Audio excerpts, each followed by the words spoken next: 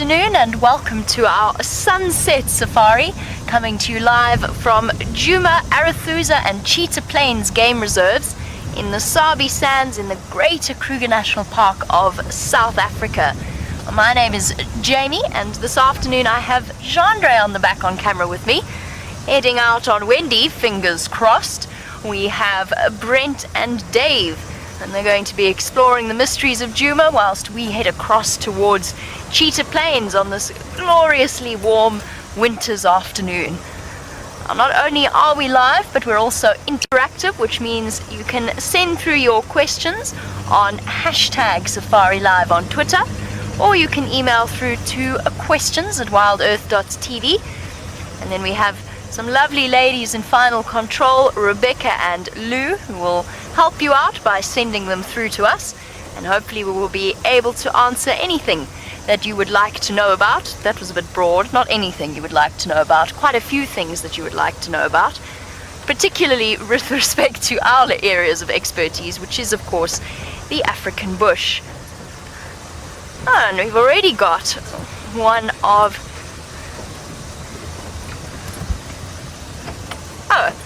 I was going to say one of Africa's most well-known pachyderms doing the dog stretch in a drainage line, looking very silly with its bottom in the air, stretching out its back.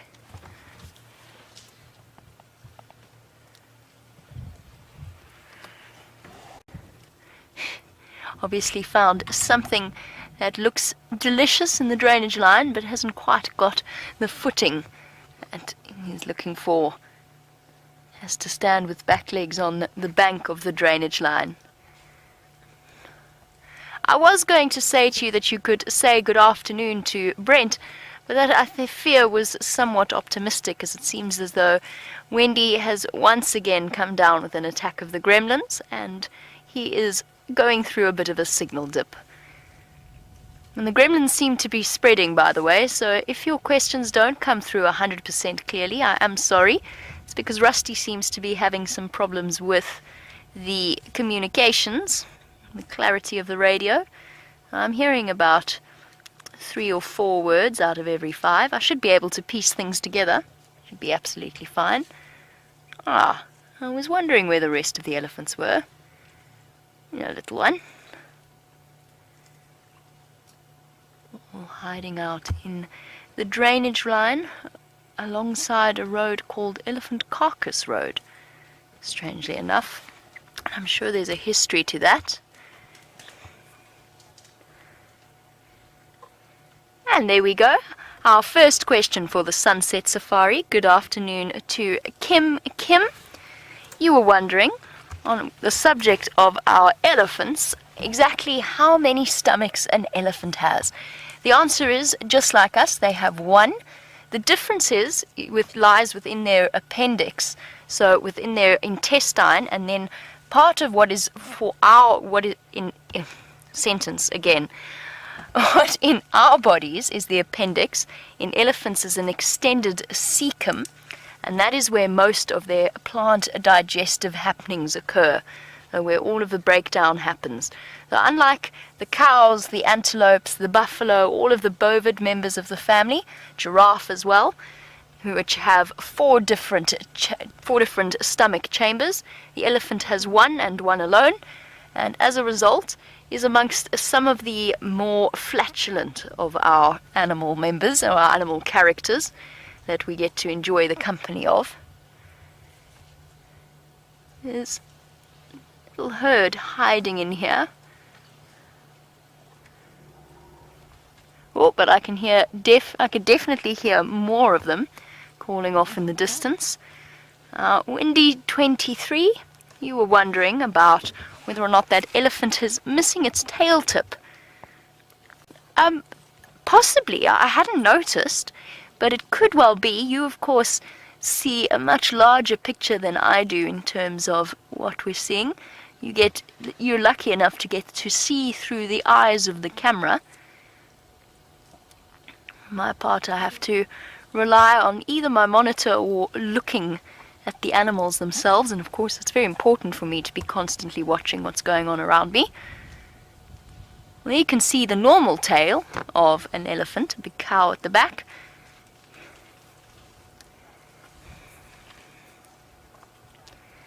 Judd, you were wondering about how many elephants there are.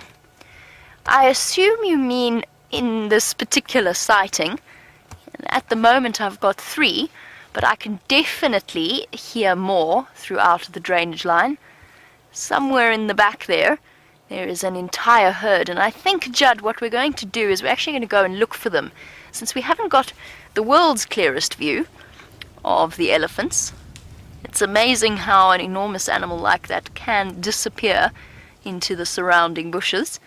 And we'll have to go and look a little bit more closely around the other side towards Twin Dams, and hopefully there we shall find some more elephants to show you. Let's go and investigate.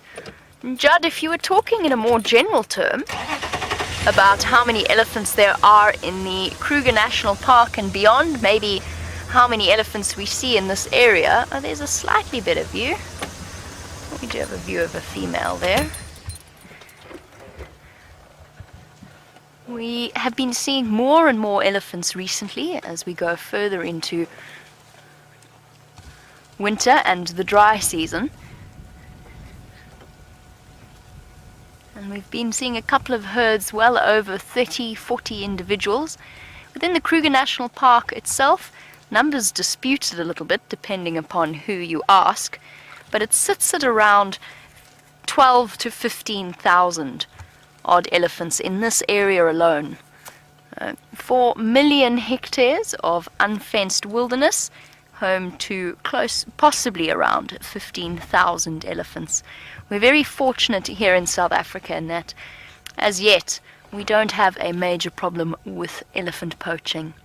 Now we've got this beautiful view of this cow, and what she might give us an opportunity to do is have a closer look. Look between her eye and the entrance to her ear, and you'll be able to see a little slit almost right exactly halfway in between her eye and her ear. That is a gland in an elephant. It is known as the temporal gland. Oh, brilliant. Thank you, Jandre. There's the temporal gland there. Just almost looks like a fold of skin. So when you see an elephant that's secreting all down its face, it's got liquid running down its face, that is coming from the temporal gland. And it secretes a mixture of pheromones and hormones. It's basically an elephant's way of expressing its mood through smell. Generally, it secretes when an elephant is unhappy or agitated. But what quite often happens is that it will also secrete when it's excited or happy. In male elephants, that temporal gland plays a very big role in their must cycle. So that time, which happens periodically, either every couple of months or every couple of weeks, depending on the age of the elephant bull, where their testosterone levels shoot up through the roof, and their temporal glands get very swollen, and they start to secrete very heavily from those temporal glands. And they smell. Not bad, just they smell very strongly, and the smell lingers for a good few days.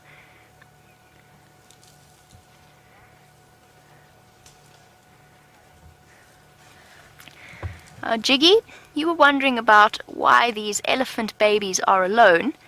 They're actually not alone. This is an adult cow that we're looking at. She's a young adult cow, but she is an adult female. There's her little baby walking behind, probably around 2.5 or so years old, maybe even younger, maybe even closer to 2. So still with mummy. The younger elephant that we saw before, oh, is she going to come? Oh, I was hoping she was going to come walk up to say hello to us. And the younger elephants that we saw before are not unaccompanied at all. There is in fact a huge herd. Now that I've started to look about and work out where everybody is, there's actually elephants all over the show. There's young ones and females of all ages. There's some at the back there. sometimes evidenced only by the movement of the trees, where they start to sway or where the animals are feeding from them. As I said, it's amazing how an enormous big grey animal like that can disappear into the surrounding vegetation. And lo and behold, Brent has a picture. So I better send you back across to him as quickly as possible before it disappears. I'm going to send you across to him. Bye-bye.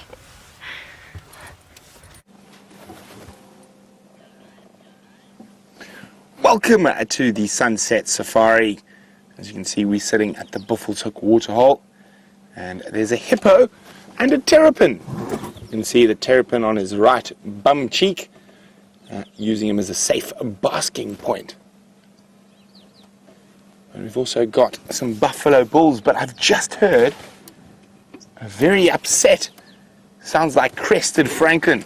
My name is Brent Smith. I have Dangerous Dave on camera. And let's go have a quick look what that Franklin's alarming at.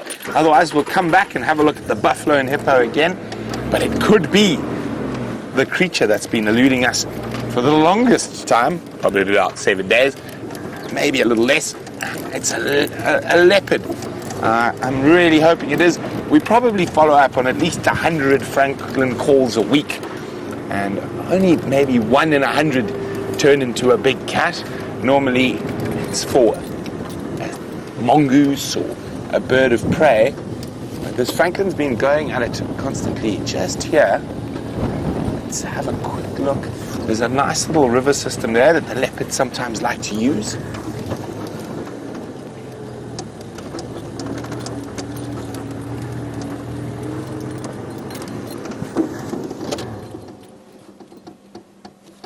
Yeah, if you hear that carefully there, that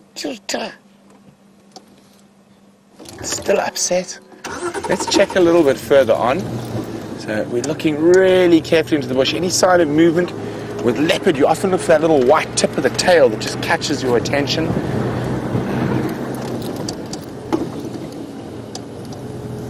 That Franklin is definitely upset with something. I mean, it could be a snake, it could be a bird of prey. You never know, but it's always worth double checking. So Franklin's about opposite us now.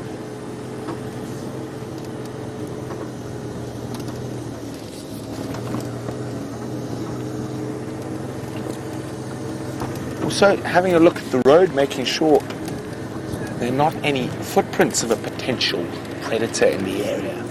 I can't see any birds of prey in the sky, so it's more than likely a terrestrial predator, but that could be a snake, could be a slender mongoose, or it could be a cat.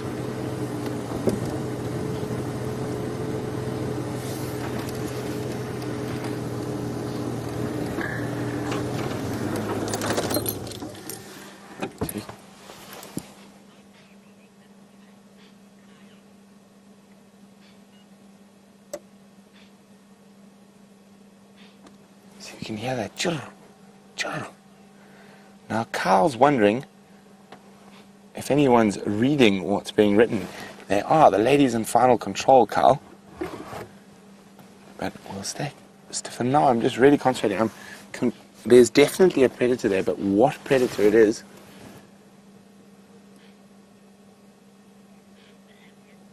it's a very upset Franklin.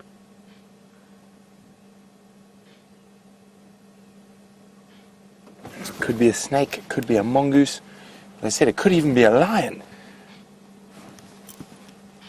Just checking very carefully through the bush.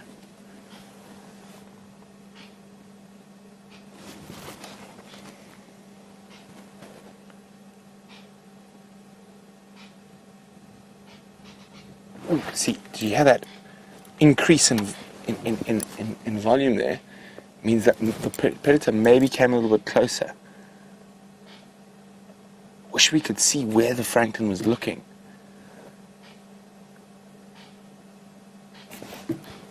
Okay, what I'm going to try to do is go around the other side. There's another road that runs parallel there. See if maybe we can get a better view from there.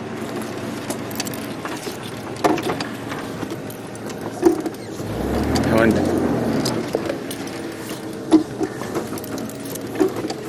So we're going to check from the other road. If we have no luck there, I might take a little walk into the bush to see if I can find what that francolin is alarming at.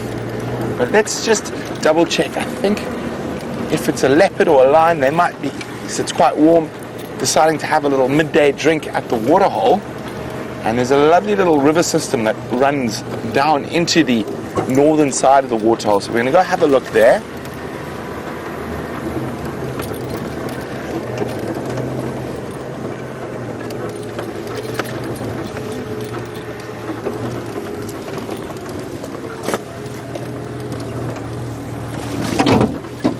Now, we had lion tracks all around this area this morning.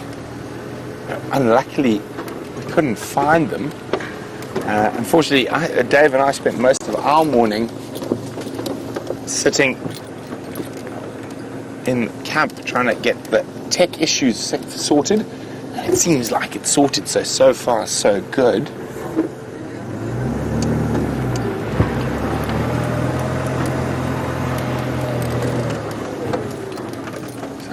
See, there's that dead tree over there. Well, that francolin's just below it somewhere. I was hoping we might get another sort of glimpse into the bush from here.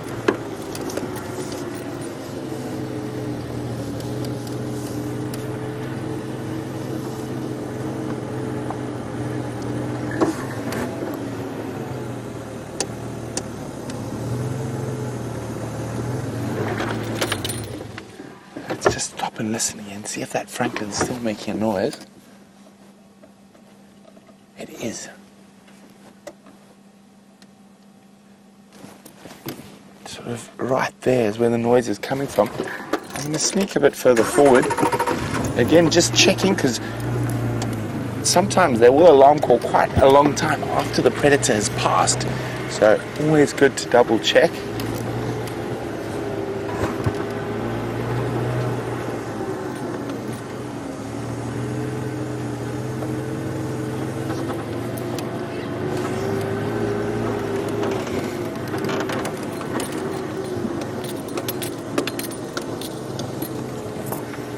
So Brian's asking, what is the real name of the go-away bird? Well, Brian, it's the grey go-away bird. So named after the sound it makes. It sometimes is called a grey lory, but the correct name for it is the grey go-away bird.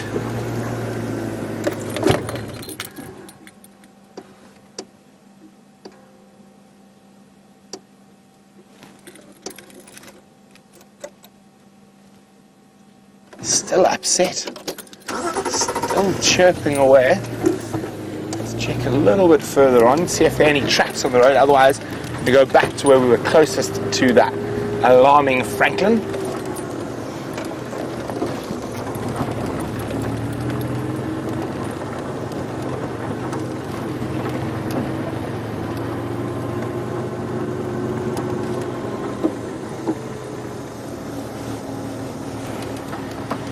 So there are no tracks here.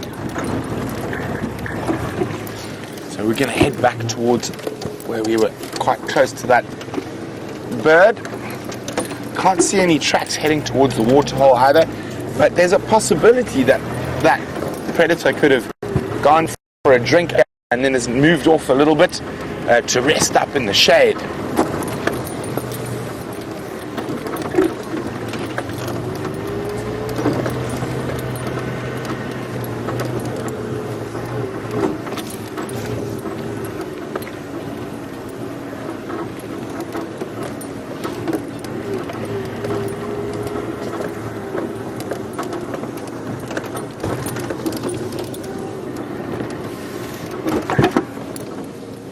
What was that now? No, it is a branch. It looked like a lion's belly to me for a second.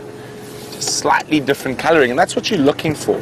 Your eyes are like any other muscle in your body. The more you train them, the better they get. And you'll often notice when people first arrive in the bush, they can barely see an impala. But sort of by day 3 on safari, they're starting to pick up things all over as their eyes get used to it.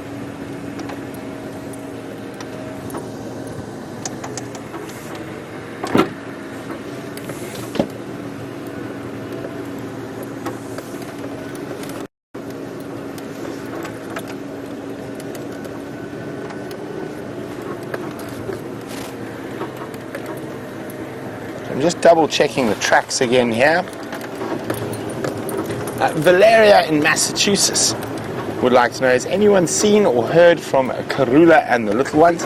We found her tracks a couple of times though, but we haven't seen her. We're pretty confident she's still keeping the cubs to the south of us.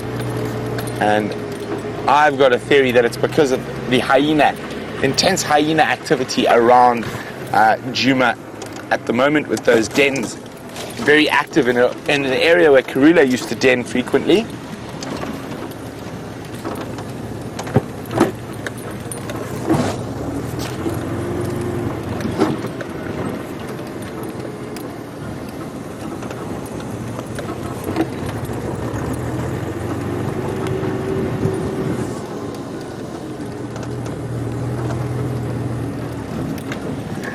Okay, so I'm going to go for a quick walk into the bush here, see if I can find what that Franklin was alarming at.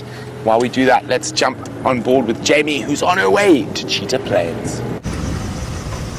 While Brent does a quick walk to see what that Franklin is, you've caught me at the exact right time, since I'm between 2 signal black holes on the way to Cheetah Plains.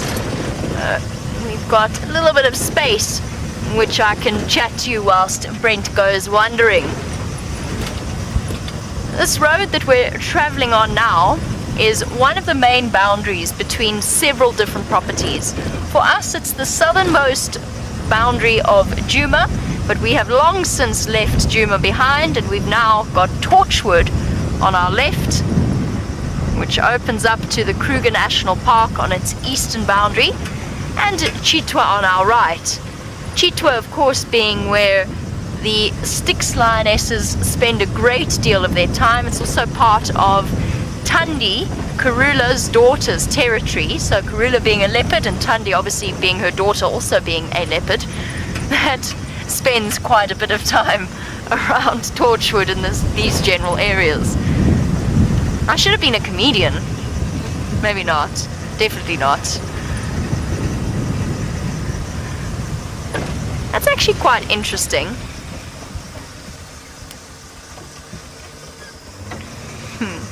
And Monique, I'm with you completely. I wouldn't mind having a shadow and cub sighting. Speaking of Thandi the leopard and Karula the leopard, we're now speaking of Shadow the leopard.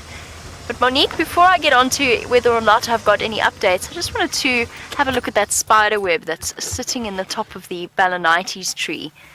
That incredibly messy bundle of cobwebs there. It's very unusual to see a community nest spider all the way up high like that. You see them regularly on bush willows, but to be right up at the top of a balanites like that is fascinating.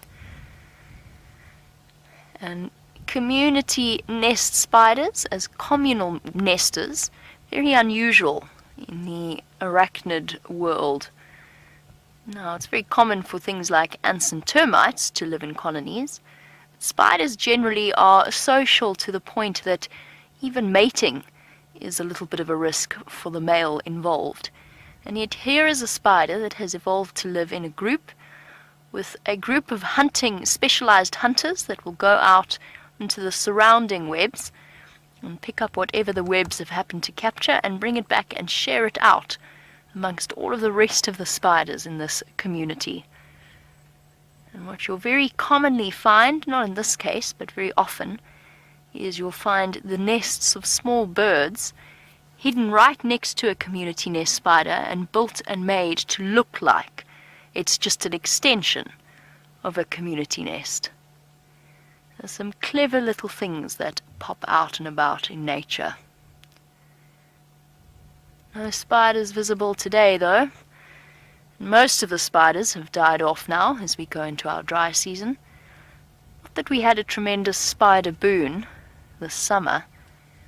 It's quite sad, really. I really feel as though I missed out on some of my favorite spiders, like the golden orbs we hardly ever saw. A couple of golden orbs, a couple of garden orb spiders, all of the big ones. Sorry, Monique. I got distracted by the spider web. But as we continue on to Cheetah Plains, I agree with you. I have not seen Shadow in months.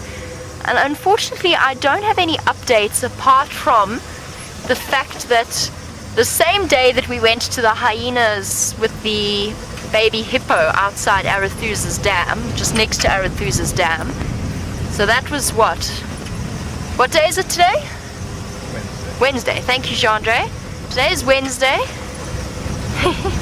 Today is Wednesday, and I think that we went there on... Yes, what's yesterday? 2 days ago. It was 2 days ago. Jean-Andre is helping me out with my sense of timescale, which is ridiculously bad.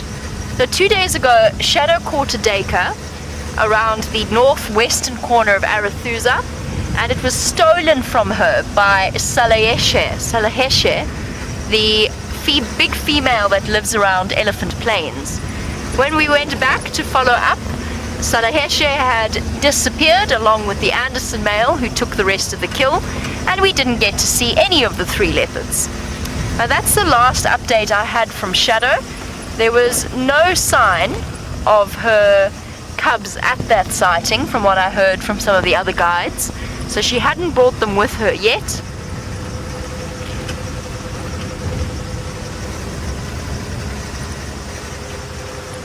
But hopefully, sorry, not them. Sorry, that was bad of me. There's only one. There's only one left. Something has happened to the other cub, and we'll never know exactly what it was. But she only has one cub left.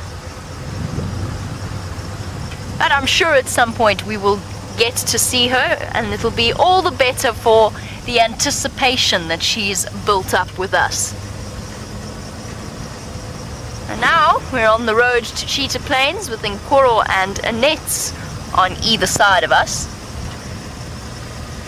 And I'm sure you are all exceptionally curious to hear about how Brent's walk has gone, and that's good because I'm about to disappear anyway through a bit of a dip. So let's head back and see what he has found.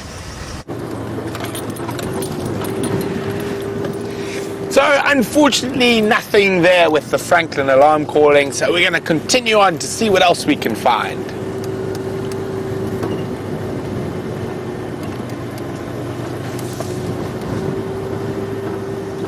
It's possible that something might have passed that Franklin a while before and it was still alarm calling because of the scent or because it just got disturbed. Oh yeah, his taxi's just getting mobile.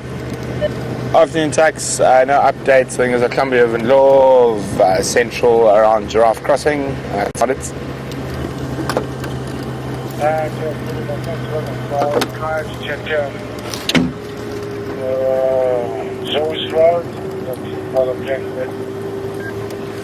Copy, thanks. Okay, so we know there's a couple of lines somewhere on Djuma, we think.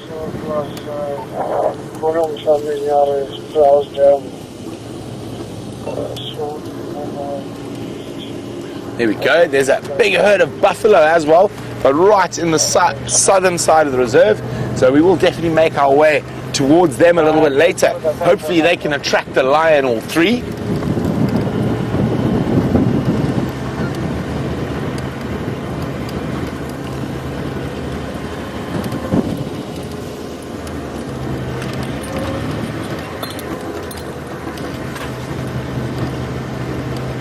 So we will be having a school drive a little later for all our regulars. It'll only be, I think, for half an hour or 45 minutes.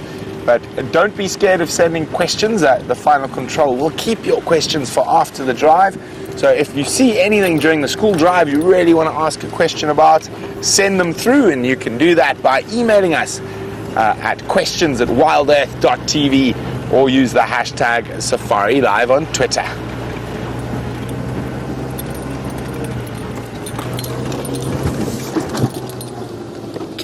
Dave, is a really beautiful little Arathusa, which is a predatory bird. I don't want to disturb it. He's landed quite close to the road.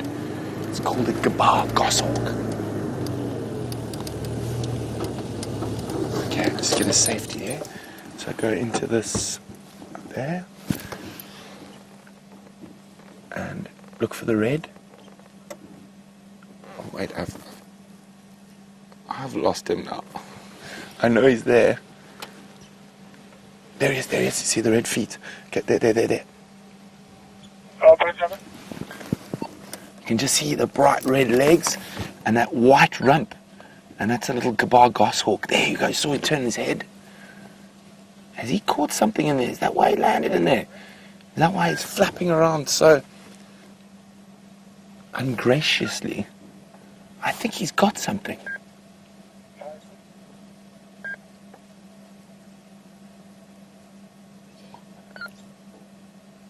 Now, they hunt mostly other birds, but also lizards and snakes. I think he's caught a bird.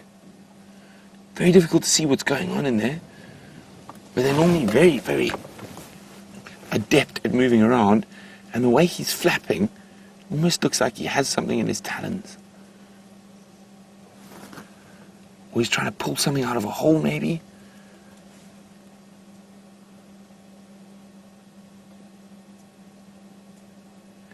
It looks like he's kicking something to death. There we go, look at that beautiful face. One of my favorite little birds. Incredible hunters.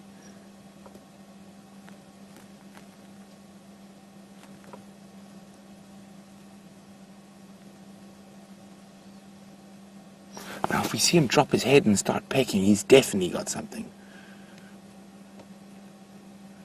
It's so hard to see what's going on in that little marula tree.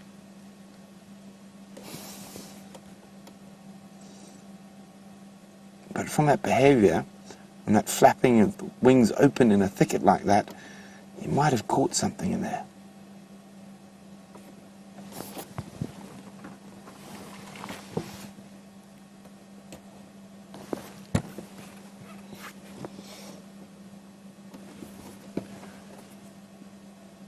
What you up to, mister?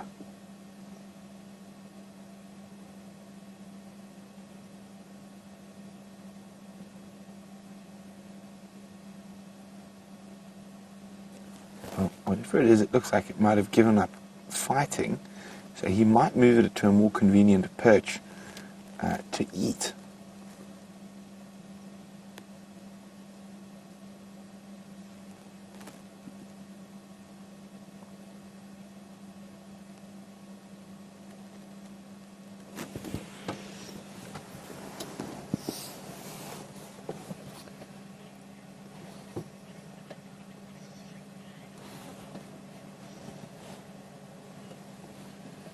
So we're just going to focus on what this little gabar goshawk's doing at the moment.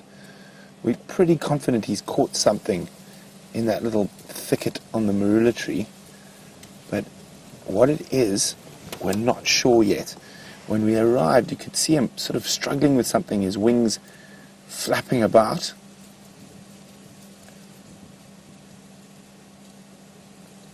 See how he keeps looking down at his feet as well.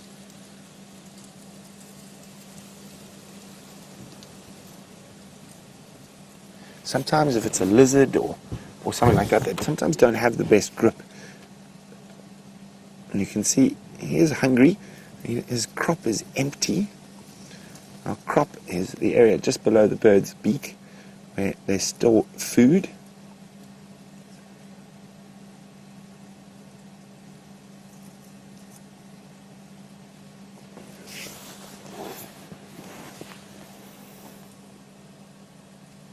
Oh, there we go, he's moving again.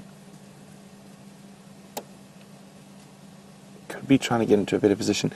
There is a possibility whatever he grabbed might have managed to get into a hole and escape. You never know. I don't want to move the vehicle right now because we might disturb him.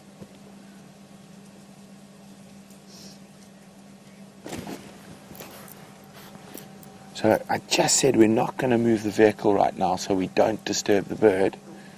So we're just going to sit it out and patiently see what happens.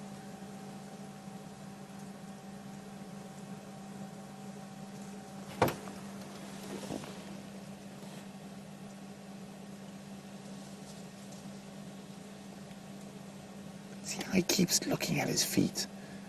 I wish we could see there. We can... Oh, where'd he go? Oh, he's got a bird. Ah, it looks like it's going to land. He's landed. But it looked like possibly one of the seed eaters, a canary. I just saw a flash of yellow. So he has landed. Well, there we go. First kill of the day, Dave. Well done.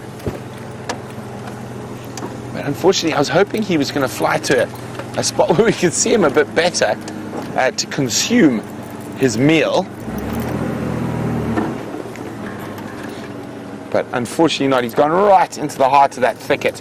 But anyway, really exciting stuff.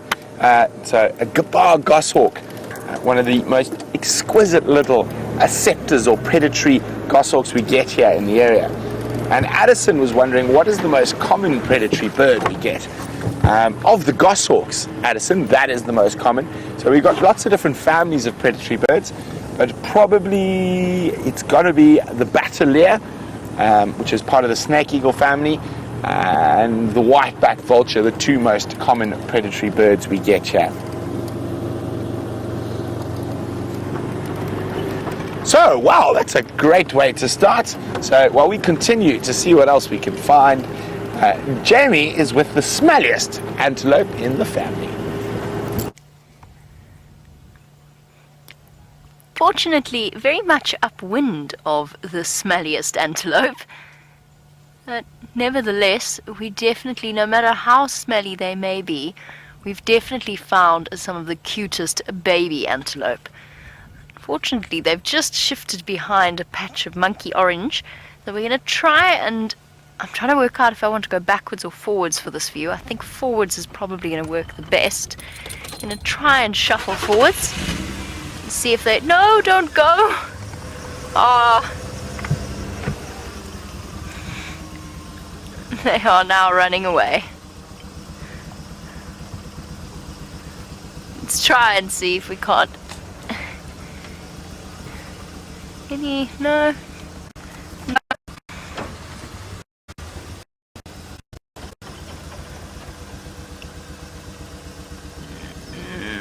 No. Not really. But my clutch leg was getting tired. Nope, unfortunately, the little baby waterbuck have mostly disappeared. There's a waterbuck lying down in the shade there. And two very, very impressive bulls. I can only see one at the moment, but they're actually what attracted my attention to this herd of waterbuck. It was a very brief moment. It looked as though they were going to start seriously sparring with each other. As with most physical confrontations out here, it was determined by one intimidating the other in terms of his size and strength, long before he actually had to demonstrate his fighting prowess. And that sort of tactic applies to pretty much every single animal out here. The fact that they would rather try and intimidate their opponents rather than risk physical injury, and it's only when it's sort of absolutely essential that they will come to physical blows and risk that injury. And it's only really when they are physically a match for each other. It's the reason why Nyala dance and could literally run side to side. Leopards growl. Lions are the exception to that. Male lions, it doesn't take much to get them to fight with each other, although all of that roaring and territorial marking is in a way an avoidance strategy in terms of trying not to get involved in physical conflict and intimidating one's rivals rather than actively fighting them.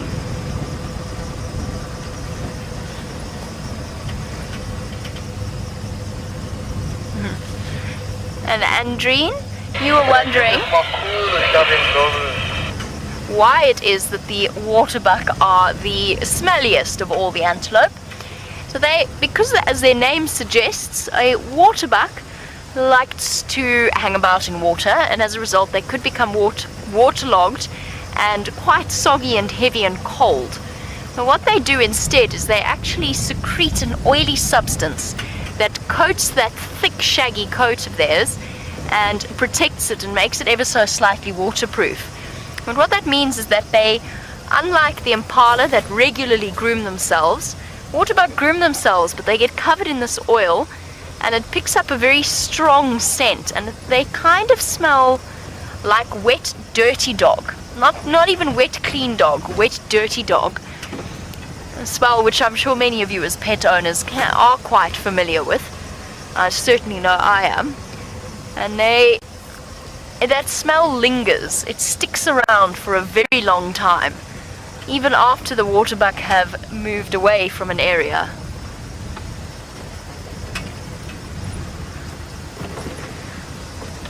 I heard a rumor that Quarantine had been moving across down south towards Cheetah Plains, and that's one of the big reasons why we're here, is to see if we can't find him. I have never seen Quarantine, so it would be a first for me. So far no leopard tracks, but definitely trying to find some.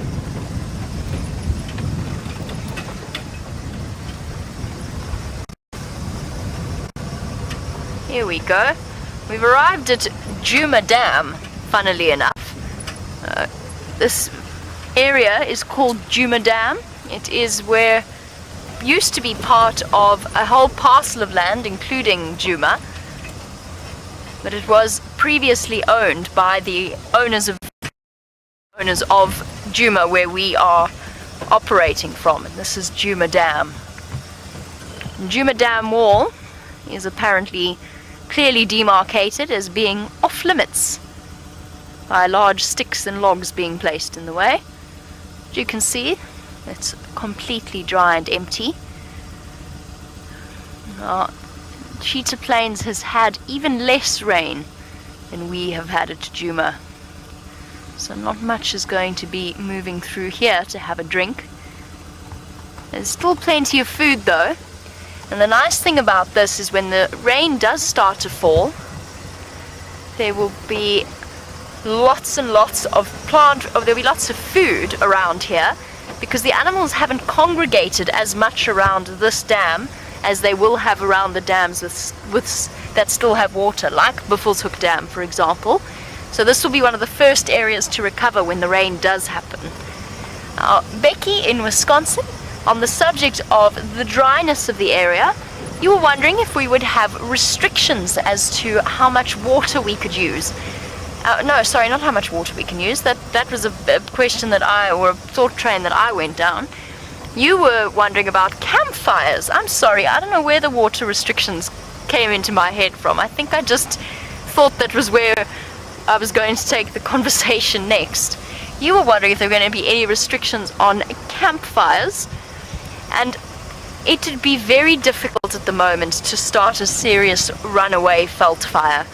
There is so little material to burn that unless it was on a very hot day, there's a sudden vague feeling I might be trespassing if I go down that road.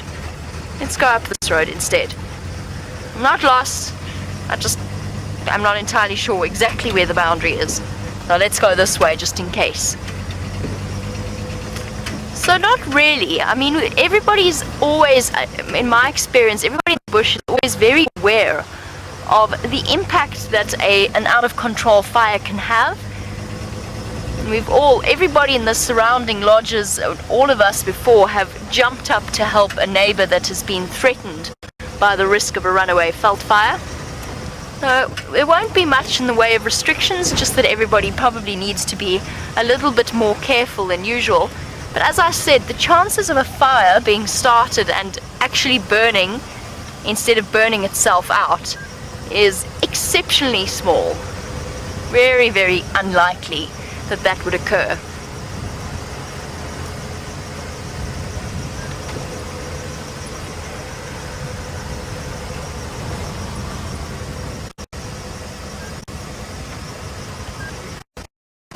Paul, apparently you haven't seen all that many waterbuck recently, and you're wondering if you would have a harder time than animals during a drought.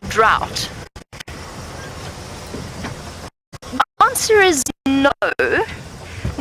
necessarily, because although waterbuck like water, and I'm distracted by tracks, sorry Paul, although waterbuck do enjoy being in water, that doesn't mean that they absolutely need to live in it for survival. They're also mixed feeders, and a lot of leaves, is that from chewing on the leaves, they actually get a lot more moisture and nutrients than something like a bulk grazer would. So a buffalo that needs to drink every day will have a harder time than a waterbuck that needs to drink. It's because of the access to food.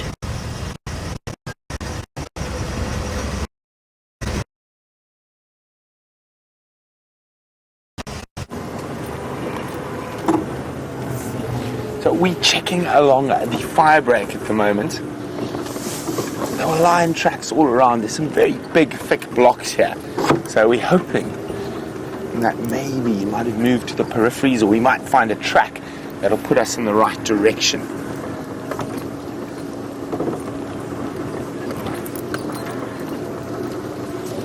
See, there's lion tracks going the wrong way.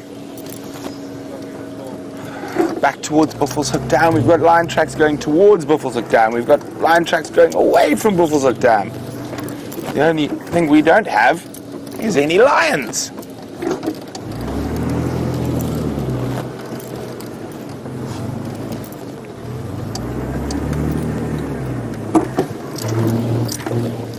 Definitely one of the Birmingham boys. Just trying to get you in a spot where we can see it.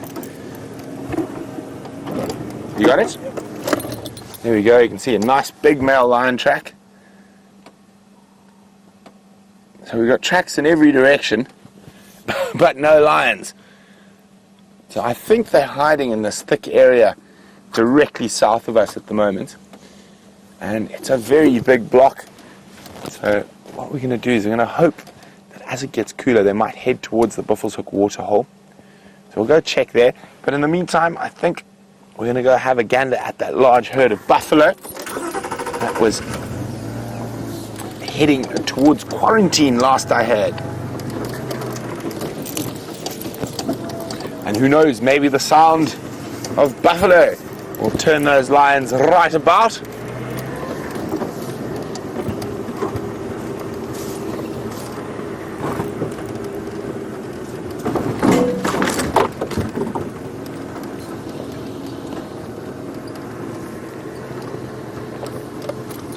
So, as you can see, all the little water holes are completely empty, the little pans, and have been so for quite a while.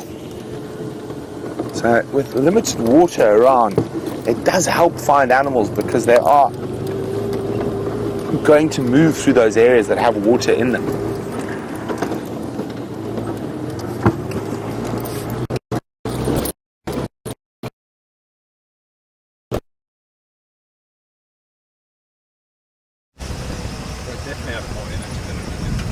Yeah.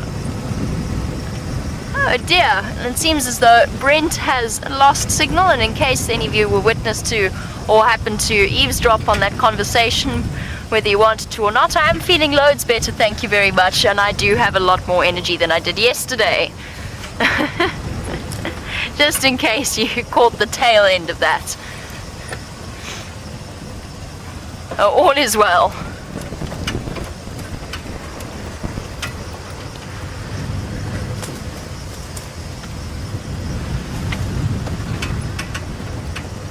There we go.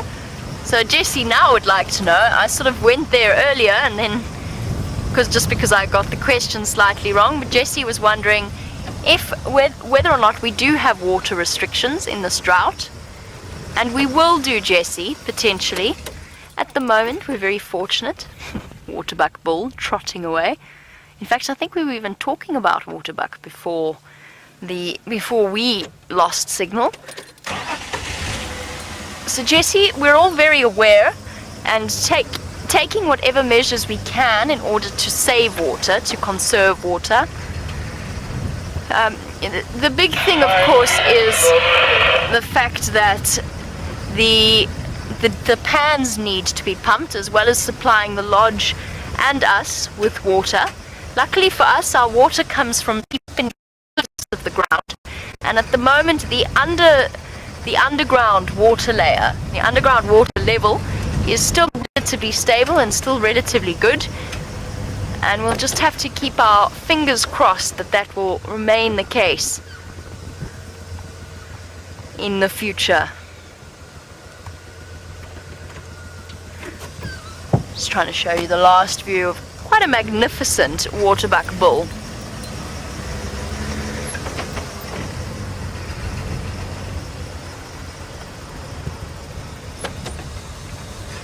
And Marianne, you were wondering about whether or not the oily substance on a waterbuck is similar to that of a sea otter, and that spreads throughout the surface of its coat. And it'd be a very similar substance. It wouldn't necessarily be exactly the same, but yes, it would be a lipid-based, lipids obviously repelling water, it would be a lipid-based substance that they also will they will groom through their fur in the same way otters, I know, often give themselves a jolly good grooming to get that oil spread evenly all around them. So yes, a similar substance.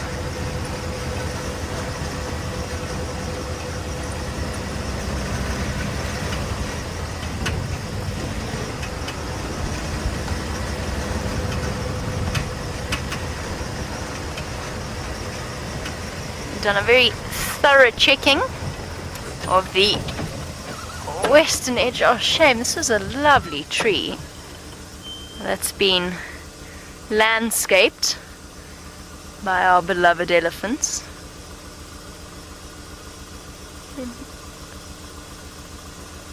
Trying to work out exactly what it was, actually. Really beautiful. Looks like it was a green thorn. It has been, it has been completely uprooted, so that tree is definitely not going to survive that. And there are some really, really lovely green thorns up here.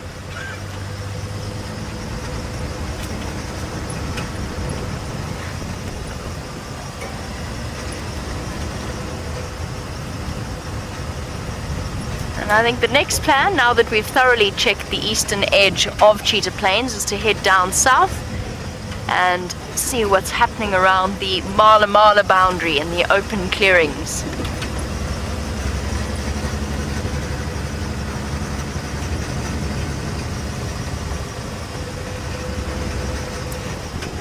That's provided, of course, I can find a way across this drainage line.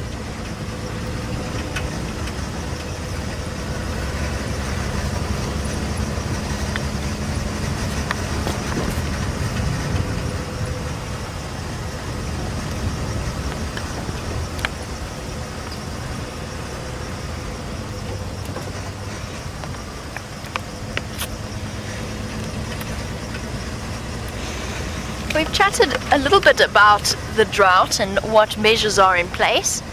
James, in Missouri, you were wondering about the fish in the dams. And we actually were we were witness to a very sad sight while we watched the dams slowly dry up, with all of the fish dying off slowly one by one, particularly the big catfish that clung on to the end. And you were wondering if the dams are going to be restocked with fish or how it will work. And it's a really interesting and it's a really very good question. I don't know exactly what they're going to do. Bearing in mind, of course, that the fish in those dams are, a lot of them, the catfish, will dig down into the mud and they will form a mucus layer around them. And they can actually survive like that for up to a year, even in a completely dry river. And there are other fish like killifish that will do so as well. Another thing about catfish is they can actually also walk across over land. So I'm not 100% sure what the plan will be in terms of restocking the dams with fish, or if they will be left slowly to go through the natural processes. Of course, these dams have been artificially constructed, So it's not something that was naturally occurring, and some of those species of fish may well have been introduced in the past.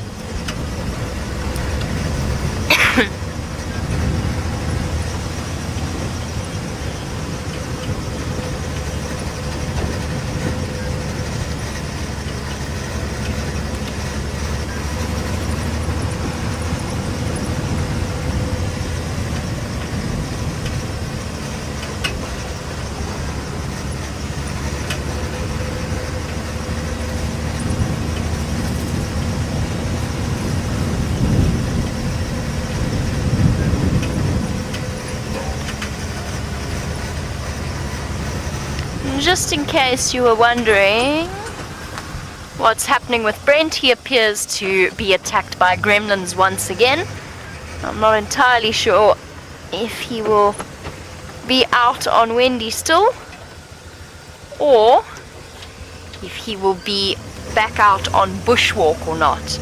There's a leopard track here that I've spotted, but it is only one, all on its own, looking very sad and not very fresh. I'm going to try and shift about for Jean-Andre to be able to show it to you on the camera. Of course, I have to show Jean-Andre where it is first. Stay, Rusty. Jean-Andre, it's just there as the shadows start. In between, let me jump out and show you.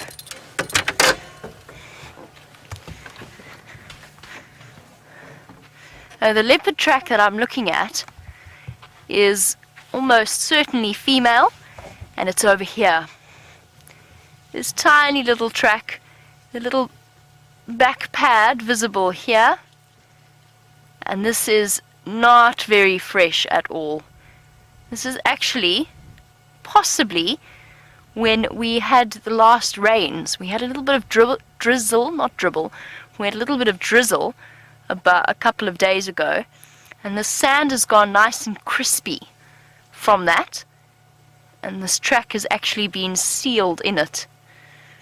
This would have been, I can almost guarantee this would have been in Kanyeni. This is one of the areas that she often hangs out in, but a track like that that's been imprinted in the sand, when the sand's gone all hard like that,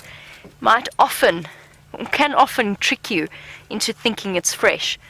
The reason that I didn't get too excited about it was because when I first saw it, it was all on its own. And you can see if you compare my feet track, my footprint from my shoe, and we know when I made that because I just walked there, you can see just how crisp and clear a fresh track does actually stand out. And not quite, as the outlines of that leopard track are a little bit fuzzy.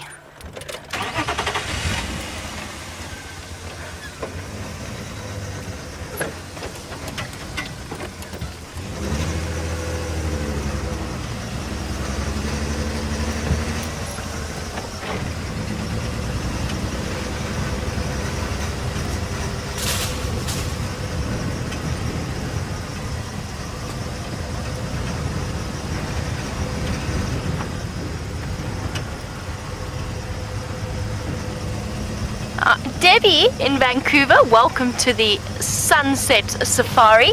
You were wondering about how far a catfish can walk out of water and if I've ever found them far away from water. And the answer is no, I haven't. I have never found them personally, but I've heard rumors that they can walk 5 or more miles out of water if they choose to. It's an incredible thing. A sort of catfish is surprisingly highly developed and highly evolved creature, despite the fact that we don't really think of it as such. In South Africa we call them barbel. Barbel's a very expressive name. They're antenna-like protrusions sticking out of their face. There was, of course, the very memorable occasion when Scott and James had a competition to see if either of them could catch them in the dams as the dams started to empty. Not with a fishing rod or anything like that, but just by wading in to see if they could pluck them out. And I'll never forget James arriving at Fireside Chat absolutely coated in mud from his knee down. And we've got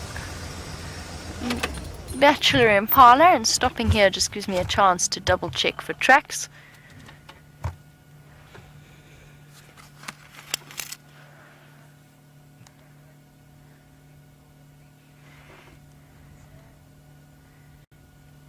And we're starting off the drive for Kempsville Elementary. A very warm welcome. It is wonderful to have Miss Neal and Miss Leary's class. Hello, my name is Jamie, and I will be driving you around this afternoon and showing you all the different animals. And behind me is a very camera-shy gentleman. He doesn't like to be in front of the camera, but he's very, very good at handling it, and that's Gendre. And every now and again, Gendre might give you a thumbs up just to remind you that he's here. But basically what we're doing is we want you to imagine that you're on your own safari out here in the African bush, where we could see leopards and lions and elephants and zebra and giraffe and all kinds of animals like that. Now we're starting off our safari this afternoon with an impala. And as you can see, it is a bright sunny day, and it's quite hot out here, even though it's for us, it is midwinter. So I hope you've all got your sunblock and your hats. And I want you to imagine that you are sitting on the back of the vehicle with me, and so you can ask me any questions about what you see for your morning on safari. This antelope, as I said, is called an impala. Looks kind of similar to a deer, doesn't it? Kind of looks like a deer, but it's actually not. In Africa, we don't have any deer. At least we don't have any deer in South Africa. We only have antelope. And he's got a very itchy eye at the moment. He's trying to scratch it on that tree. That's why he's rubbing his face like that. There, you can see. You see him scratching? Now this is a boy impala, a male impala. And only the male impala have horns. And horns are kind of like antlers on deer, but not quite, because they are made of solid bone.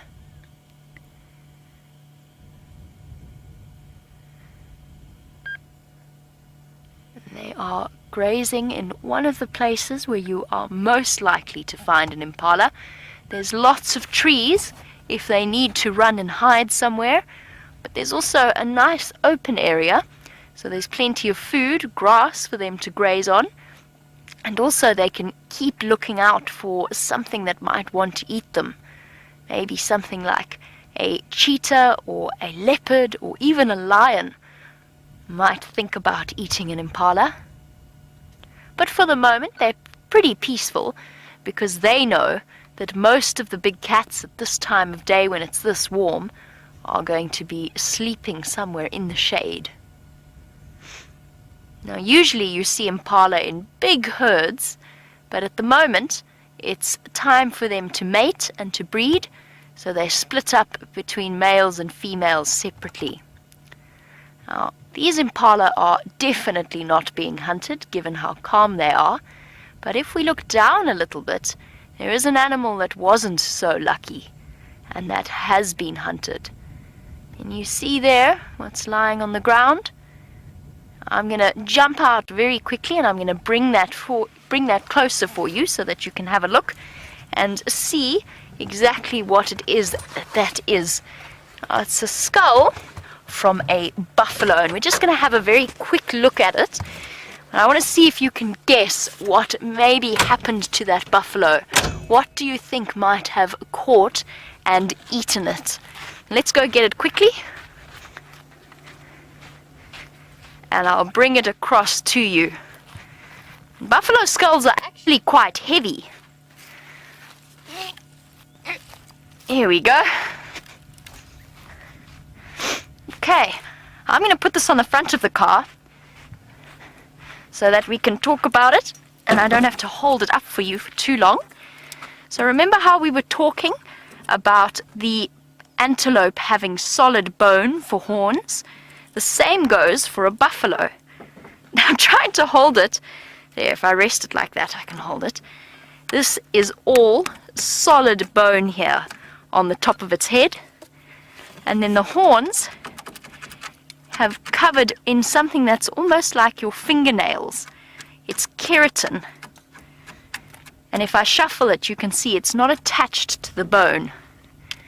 There you can see that's his head, that's his nose, and this is where his eyes used to be. So a very unlucky buffalo, because he was food for another big animal. Let's put him back, since we don't have much use for him. And he can act as something for the hyenas to come and chew on if they want to.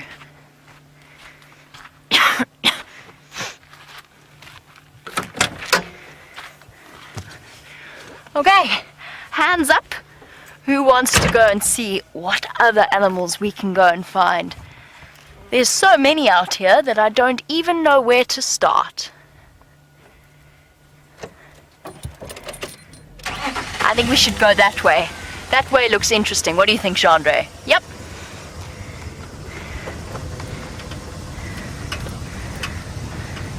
Now that was one unlucky buffalo. Colton, you were wondering how do the animals survive with all the predators about? And that's a really good question, because each animal has a different way. Some of the animal, like the buffalo and the impala, live in big herds so that there's lots of them to keep an eye out for a predator, because they know that if they can see the predator quickly enough, then they will be able to run away as quickly as possible. Then there's other animals, like a tiny, tiny little antelope called a steenbok, and the little steenbok hides away and tries to make sure that the predators can't find it. Some of the animals are scary looking and they act really fierce. There's an animal called a honey badger that is black and white, and if anything tries to mess with it, even though it's really small, it's got sharp, sharp teeth and very long claws, and it will fight back and try and scare the predator and stop the predator from attacking it. And then some animals just try and remain as still and as secret as possible, hidden away. Those certain types of birds, for example, look just and are exactly the same color as the grass around them. So there's all kinds of different approaches to escaping predators. And I'm going to show you a really brave little bird. No, I'm not, because my brave little bird flew away. Sorry. I was going to show you a really brave little bird, but all of our animals are wild out here, so sometimes they don't always do what we expect them to. And it's a little bird that is capable of attacking big birds, even bigger than itself. It's not just me out here driving around and looking for animals, there's also somebody else, and I think that Brent would like to say hello.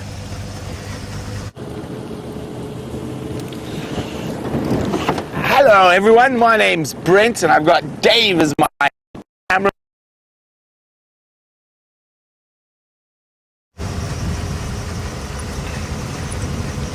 Oh dear. Well, I'm sorry about that. It seems as though Brent can't say hello to you this afternoon.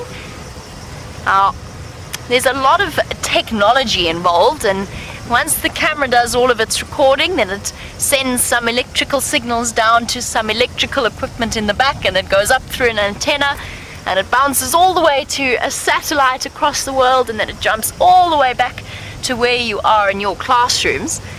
And sometimes things just go wrong. And unfortunately, this afternoon is one of them, and it seems as though Brent hasn't managed to find a place where he has signal, but if we ask him really, really nicely, maybe, just maybe, he'll come back. Maybe he was just feeling really shy and we scared him off.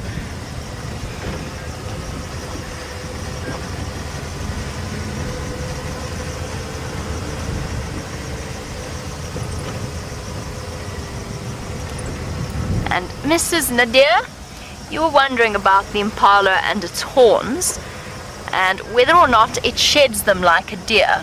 And the answer is no, it absolutely doesn't. It's one of the biggest difference between antelope and deers.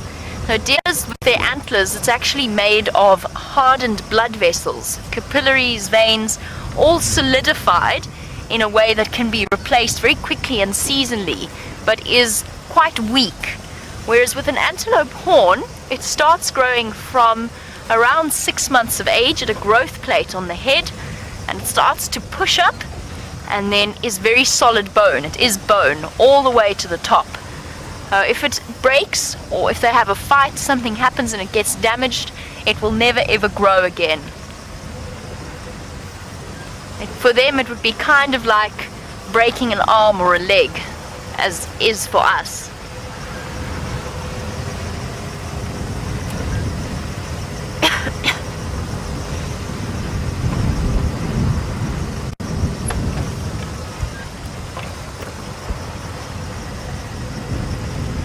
And I hope you're all, as we drive along, I hope you are all keeping your eyes really sharply peeled for any animals that might be out here, because Isabella, you were wondering if there's more animals during the day or the night, and the answer is there's the same number of animals all the time, but it's only when it gets cooler that the animals start to move around, which means this is one of the perfect times of day to be driving through the bush.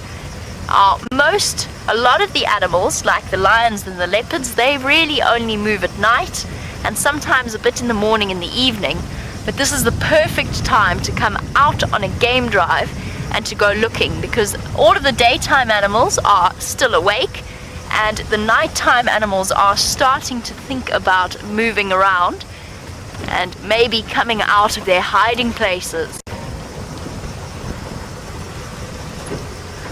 And we're heading to, in winter it's our dry season, and I'm taking you to one of the big watering holes in this area.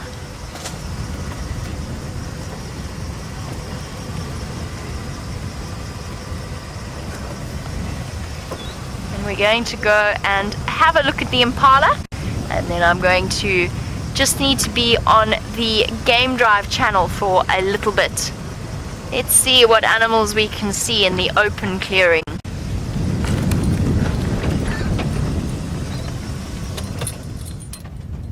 Here's some water, and I need to just chat to some of the other guides quickly. Let's have a look at the other impala there. Ephraim for Jamie.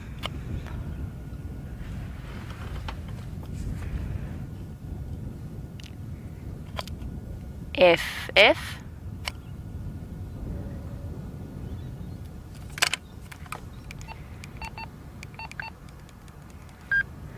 Hey man. Hello, just looking for you, I think. There we go. There's the man I'm trying to call. He's right in front of me. In a strange turn of affairs. Hi guys. How are you? Good, thank you. How's it, F? I was just trying to call you. Okay, I'll continue.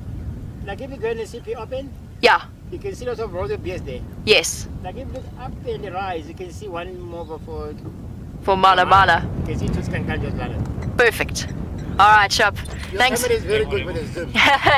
Yeah, we'll find them. Thanks, Yeah, M4. very good. Well done. Thanks, guys. Cheers. Bye. Okay. Oh, it's blowing like mad. You can hear it's really, really windy. But we're on our way to see a really special reply. No, we're on our way to see a really special surprise, is what I'm trying to say.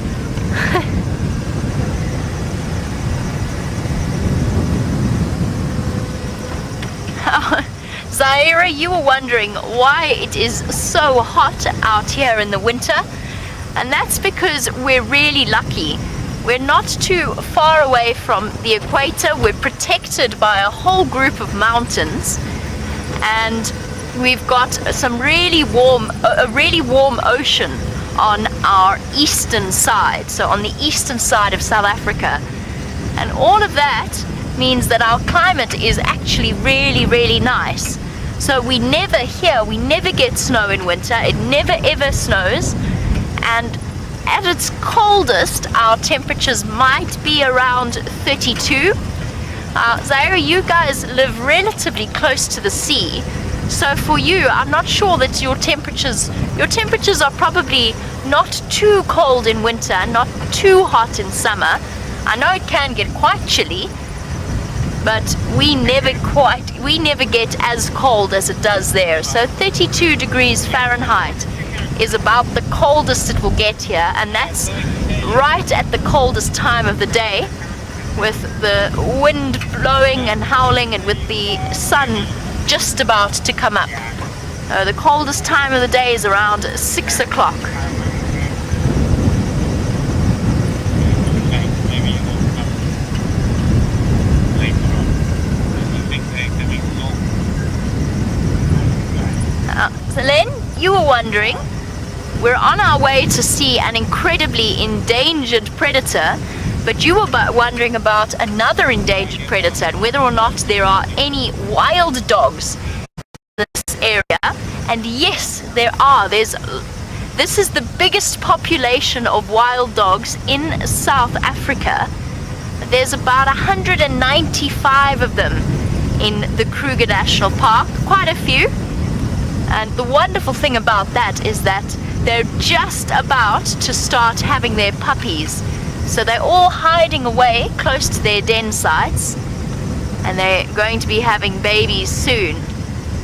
Alright, now you have to all help me, and we have to help Gendre as well, because we're looking for a very special animal, a special surprise, and I'm not going to tell you what it is.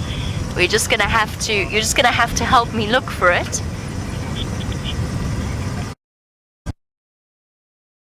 And we're going to go, oh, wow, okay. We're going to try and look with Gendre's incredible zoom and see if there's any chance that we can see this particular animal. It's one of my favorites, and it's one of the endangered ones. So let us see. And I think those people all the way over there have seen it, have spotted it. Okay, are you all concentrating hard on looking? Let's see. Aha! Have you guys seen them yet? I know it's really far away, but look on the right-hand side of that car. Lying down in the shade.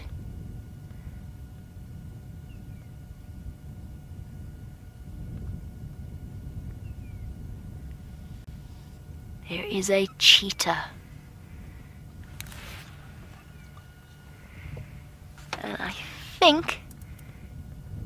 oh, there's two there. There's two cheetah. One lifting up its head to scratch itself. They've both been lying in the shade. I know it's really, really far away. But unfortunately, we cannot get any closer than we are now. The reason being that that is not a property that we're allowed to drive on.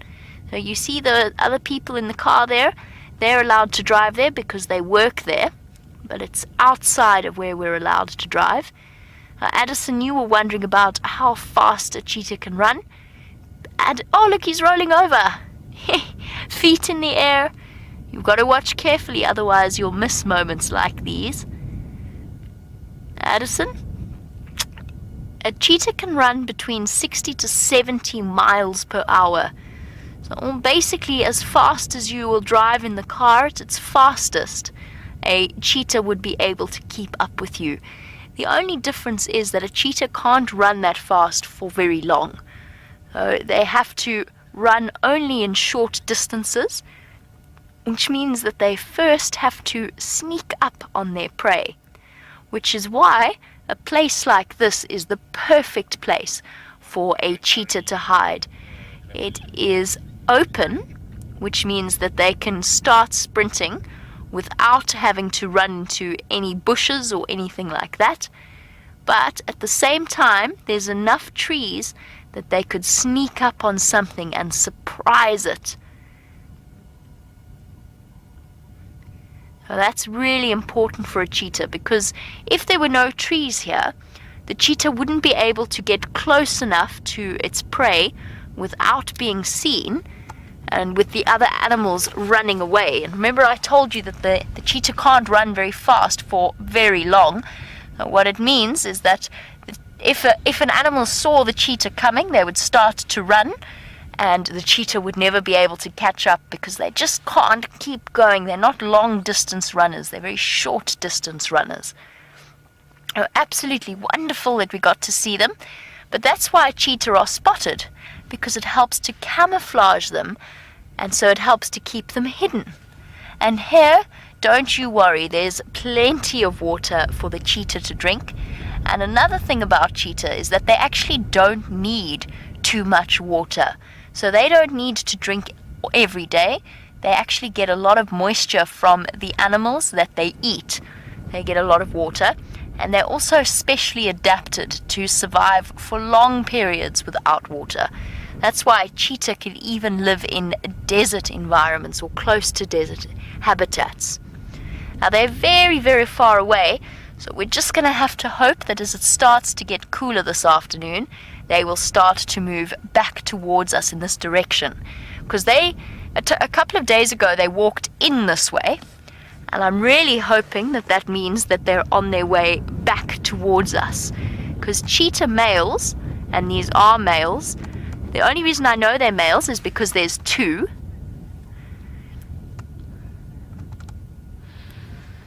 If you do see two cheetah, it means that they're both boys, because the girls are always on their own unless they have babies. And because we can't see them all that well, I think that at some point we will move on and we'll go and search for the answer to Ava's question.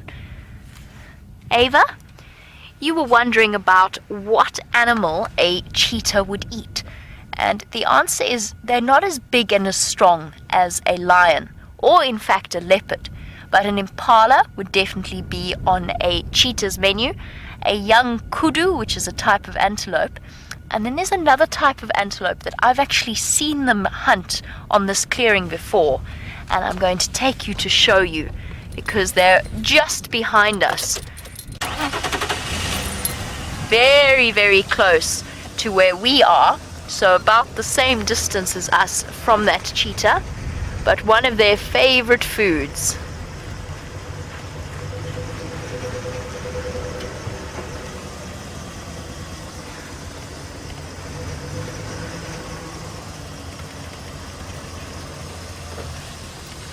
There we go. Now a cheetah might also hunt a big bird called an ostrich, and a cheetah is one of the only animals that is able to keep up with an ostrich when it starts to run as fast as it does. An ostrich is a big, big bird that we get in South Africa. Bradley, you're wondering, will we see horses? And the answer is we might well see zebra, because that's also an animal that a cheetah might eat, although they would only go for a baby zebra. They're too small to hunt an adult zebra. But there's lots of zebra that I've seen in this clearing before. We don't, however, have any other wild horses. It's only the zebra that you will find out here in wild South Africa. There we go.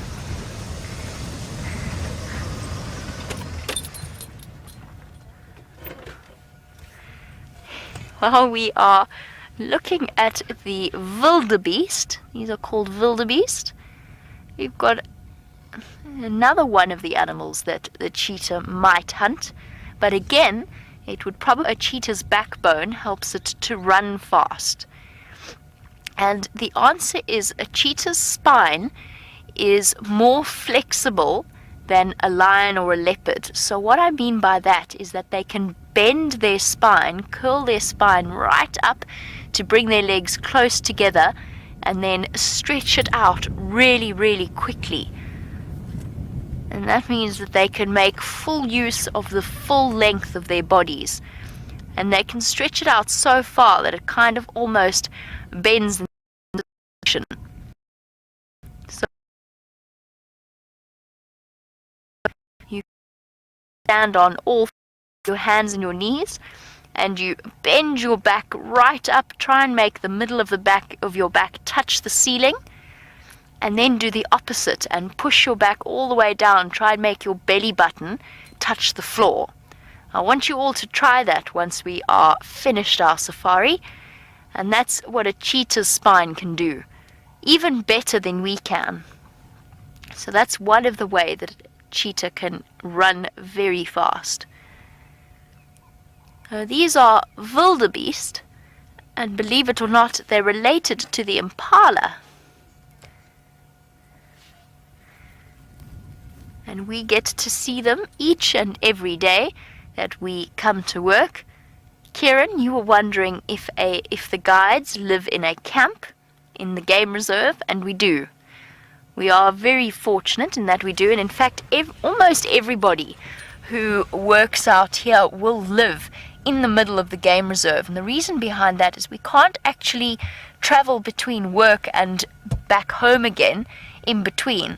Why do I say that? Well, we spoke about when the best time to see animals is. That means that our day, our work day, starts way before the sun rises every single day, and way after the sun sets every single day. So we wouldn't have time to get back to visit us, and once we even had a hippopotamus trying to climb into our swimming pool. We got lots of animals that come round and visit us. We're very lucky. I've never had a wildebeest in the garden though.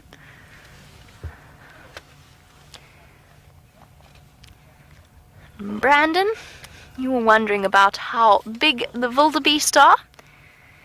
They are, Brandon, probably, if you imagine me, I'm 5'7", so I'm not too short, I'm not too tall either, and a wildebeest's shoulder would come quite close to my shoulders. So we'd be my shoulders might be a little bit taller than the wildebeest, maybe about just where my ribs start. That would be where a wildebeest would come up to, but they're much heavier. A big adult wildebeest is well over 200 pounds in weight. They're quite big, solid animals.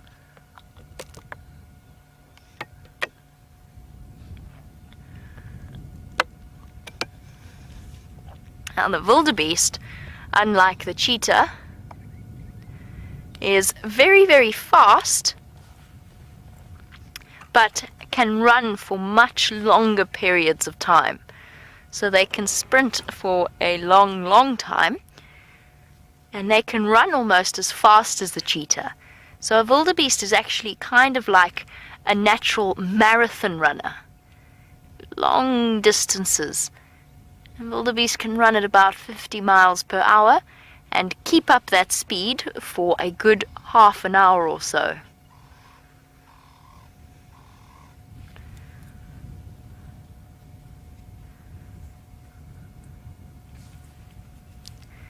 And as you can see, the wildebeest only eat grass.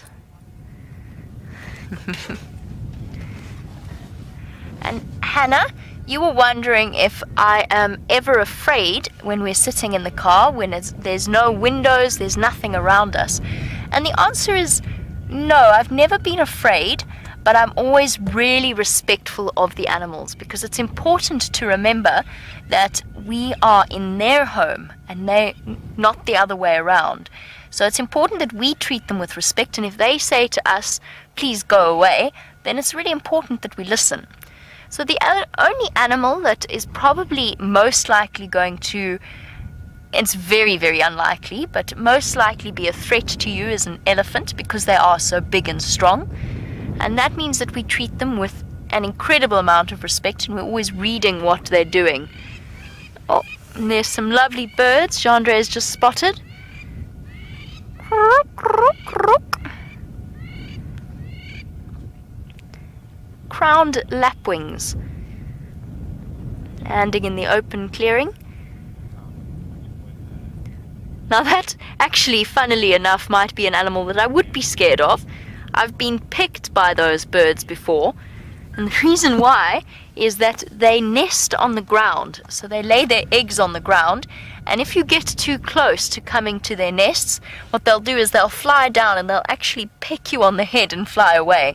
Hasn't happened to me for a very long time, but that might be an animal that I might be slightly scared of. Of the other animals, they are so used to seeing us in our safari vehicles that it doesn't bother them. And it's really important to remember that for lions and leopards and cheetah, any predator, we are not their natural food. They don't have an instinct to want to hunt us and to want to eat us. So they're never going to come and jump into the vehicle with me. So no, never scared, just always making sure that I don't hurt the animal or I don't upset the animal in any way. I wonder if the wildebeest know just how close those cheetah really are.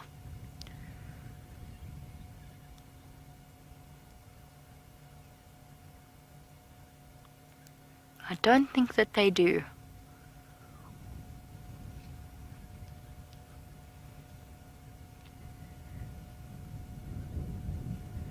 They don't seem terribly worried.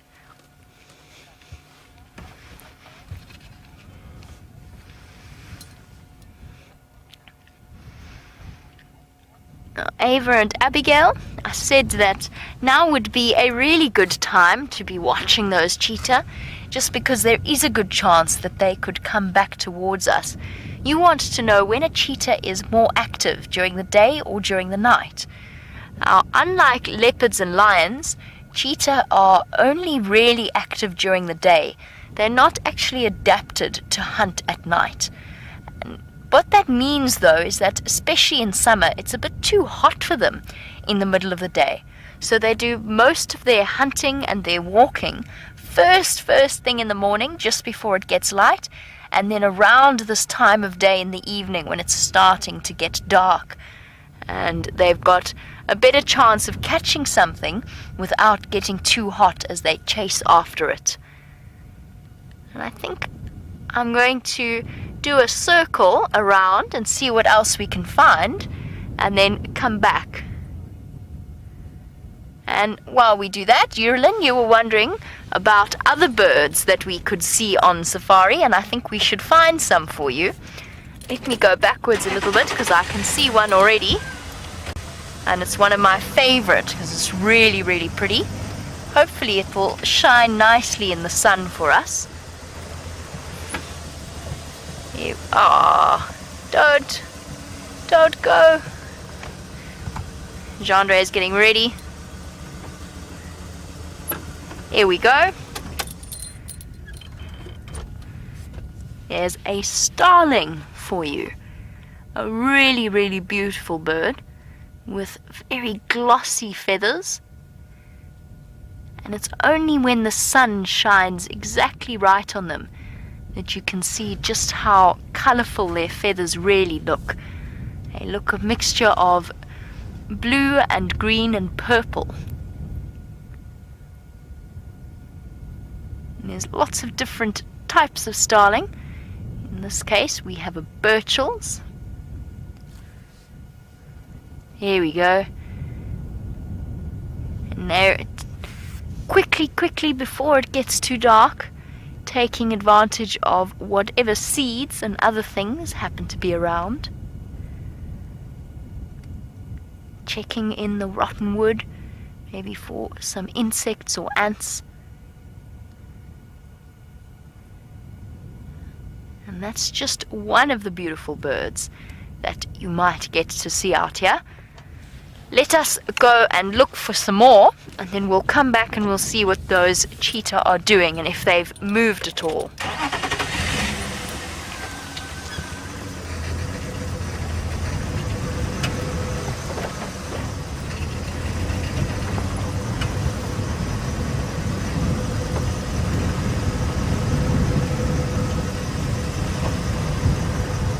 Let's go this way. It's always a fun game to try and decide which way to go.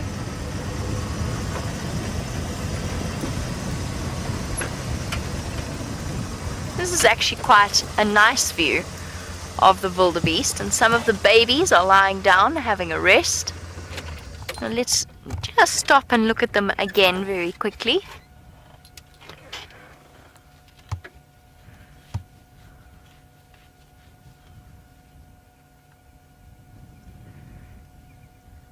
And while we're here, gives me an opportunity to just show you something interesting. Oh, the young wildebeest are trying to feed, but they're at the age now where they're getting a little bit too big to drink mom's milk. And so it's really, really uncomfortable for them to try and reach down, and she's not really all that interested in letting them.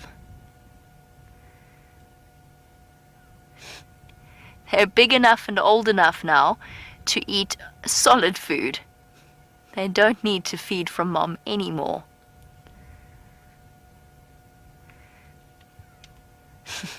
He's going to get kicked in a moment. Mom's going to get very cross. Here's another baby that is not a baby. They're about close to 6 months old now, but lying down in the sun. Jaden, you were wondering about how many wildebeest babies there are. At the moment, I can only see 2, but there were more in this herd. But I can only see 2 of them with those tiny little spiky horns. They don't have the full-grown horns of the adult. The rest of them are all females.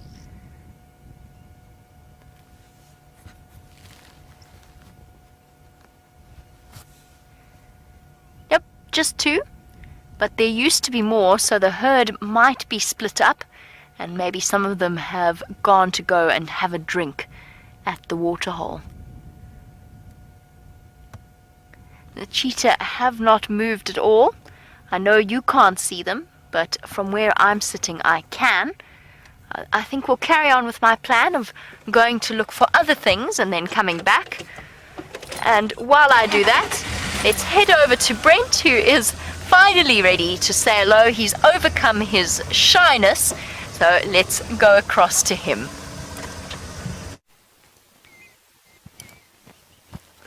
Hi, so unfortunately my car was having a bit of problem, so we decided to come out and take you guys, Kempsville, on a walk in the bush. Now, because you guys are at school, you must know lots of things and you must be very clever, but I'm going to teach you about something you've never seen before. So, if you've ever been out into the country in America, you might have found something that looks quite similar to this. Now, this is impala dung or impala poo. Now, it is a ruminant. So a ruminant has 4 tummies and is able to bring up food that it hasn't finished eating properly into its mouth, like a cow is a ruminant, or a goat, or a sheep. And if we break up the poo, and I know all of you guys are going, ew, gross, but you can see it's very, very, very fine. So very, very fine. So the animals manage to get almost all the nutrients out of this poo.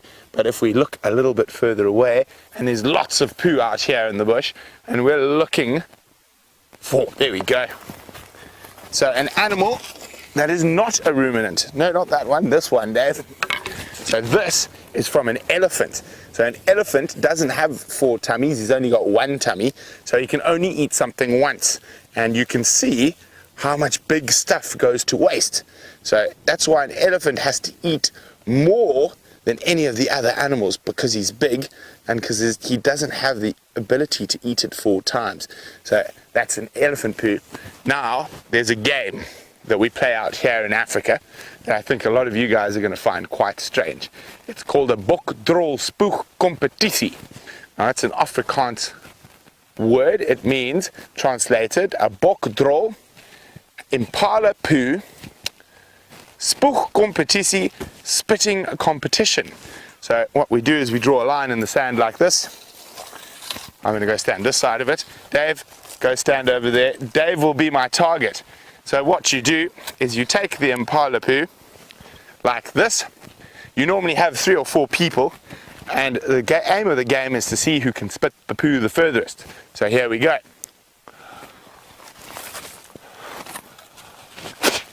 Oh, and I got it over Dave's head, but the world record is over 25 feet. I'm not that good, but let's go see what other interesting things we can find on foot out here in the African bush. But you always got to be careful because there are elephants all around. So Jaden was asking, sorry, my radio is being a bit funny, something about elephant poo. So Jaden, I'll get to that question now. Now Jaden would like to know, how big can elephant poo get? And for once, there's another one. Off we go. Now Jaden, this is quite a small one.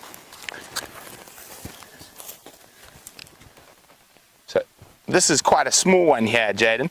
They can get much, much bigger than this.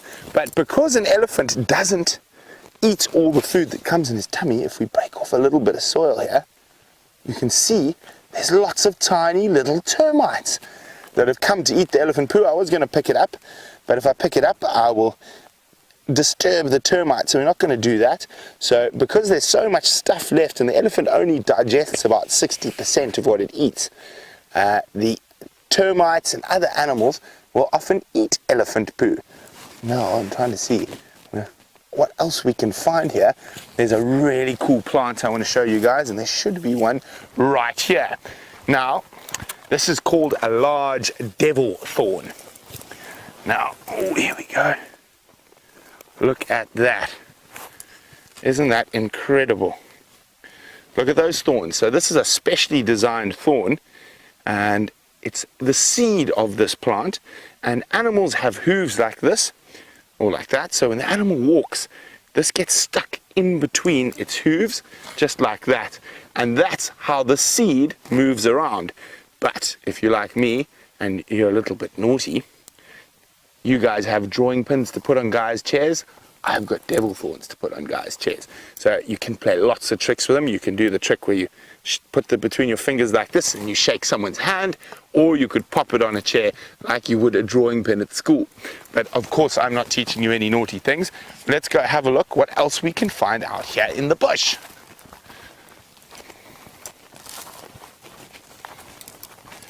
So, of course, you see there's elephant poo around, so we've got to be careful of elephants. So when we're walking, it's very, very different from when we're on the car.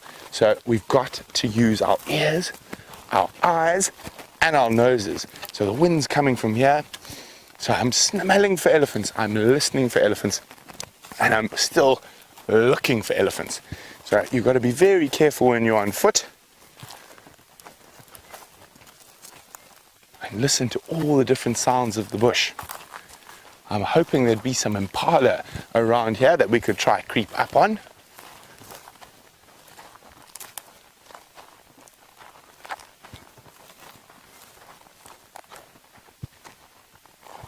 So now, Kempsville Elementary, we're going to pretend we're a cheetah or a leopard or a lion. If we were one of those, and we were looking around here, and I wanted to see if there was anything to eat, what I'd do is I'd creep towards the termite mound. And I'd keep my head low. And quite often you'll find leopard and cheetah and lions will use these termite mounds, and they'll keep their heads very low to try be at about the same level as these big bumps on the ant mound. So if they're looking over, and if we were a leopard or a cheetah or a lion, we would have spotted something now that we could possibly hunt. Look there, there's a big male inyala. And because we're sitting on the termite mound, we look like another piece of the termite mound. Look, can you see him there, Dave? He's going to pop out next to that other termite mound there. But he's also being careful. He's stopping, smelling, listening, checking to make sure there's no lions, leopards, or cheetahs around. He's stopped behind a bush. Well, there he comes. There he is. And he hasn't spotted us yet because we're on the termite mound and we look like the termite mound. There's 2 of them. Oh, I think he just spotted us now, or one of them did. Isn't that amazing? So that is one of our antelope species here. We don't get any deer like you do in America, only antelope. But to find out more about that, you're going to have to watch a bit more of Safari Live. So Kempsville, thanks for joining us. It's been wonderful. Sorry I didn't get to spend too much time with you, but I'm glad I got to do a poo spitting competition. But bye for now, and hopefully we'll see you soon.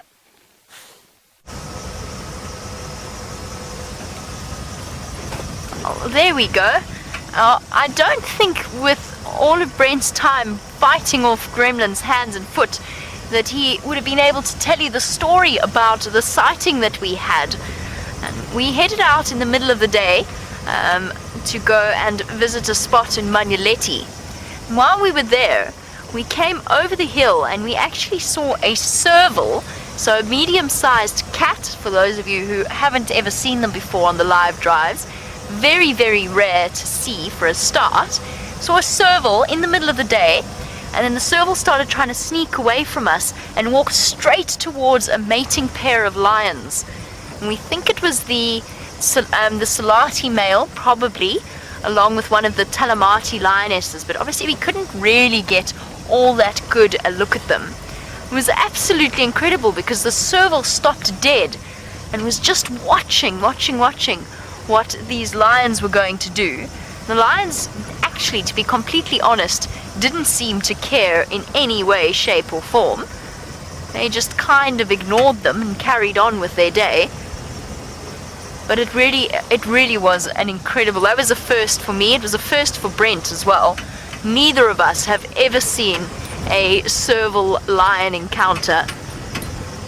And Brent's panic when he was trying to get because we had this perfect view of the serval standing right in front of the lion, and Brent's camera was in its pelly case in his box, and he just couldn't get it out in time, and he was fumbling and panicking, and everybody was making it 10 times worse, screaming at him to get a photo already.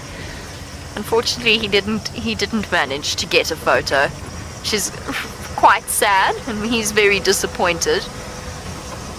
But really, that was the most, I've never seen a sighting like that before. And what surprised me was how clever the serval was in terms of its reaction to that situation. Didn't panic. It just watched very calmly, tried to guess what the lion was going to do, and instead of running away, it slowly moved, slowly away from it. An interesting lesson that even the serval know that it's not a good idea to run out here. It's the first thing we tell every guest when they come out on a walk, and that is, whatever you do, don't run. And it's amazing how one's natural instinct really does kick in situations like that, and apparently it was the same for the serval. The serval probably wandered off thinking that's a really bad day that it had just had. A truly spectacular sighting. We are going to go back to those cheetah. We're going to try and see what they're going to... I'm really hoping that they're going to start moving north. Last time we saw them, we didn't actually see them, we tried to follow up after they had crossed into Mala Mala, and I'm hoping that means they're now on their northward segment of their journey along their territorial boundaries. I'm relatively certain it's those 2 males. We will be heading back to them shortly. We might even stop off at the wildebeest, who were giving a very interesting lesson into the matters of life out here, and just going to show that the rut is not completely over where wildebeest are concerned.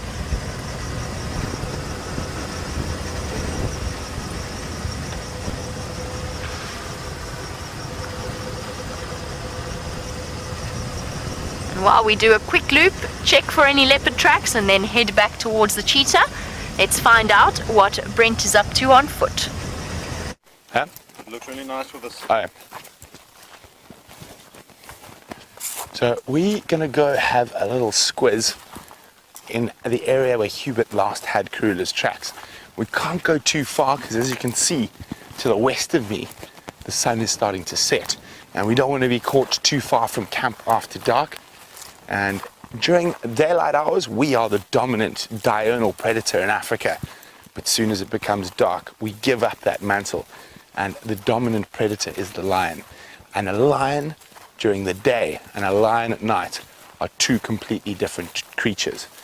We give up all our advantage as soon as it gets dark. Our eyesight is incredibly poor in comparison to a lion's. And there's a big myth that lions can see in complete blackness. They can't. They do need a little bit of ambient light from the stars or from the moon to see. So they're not super lions. Oopsie, sticky there. But lions become a lot more bold, a lot more brave at night. 90% of the time when you walk into lions on foot during the day, they'll run away from you. At night, not so. At night, you're din-dins. Okay, we just want to stop and listen. You always should do that while walking. There's quite a strong wind around, so we just got to be that little bit more careful. We do have Uncle Steph behind us on security patrol, so don't worry, we are safe. But I just want to stop, listen, make sure that there are no elephants before we go through to a slightly thicker patch. Sounds like the coast is clear.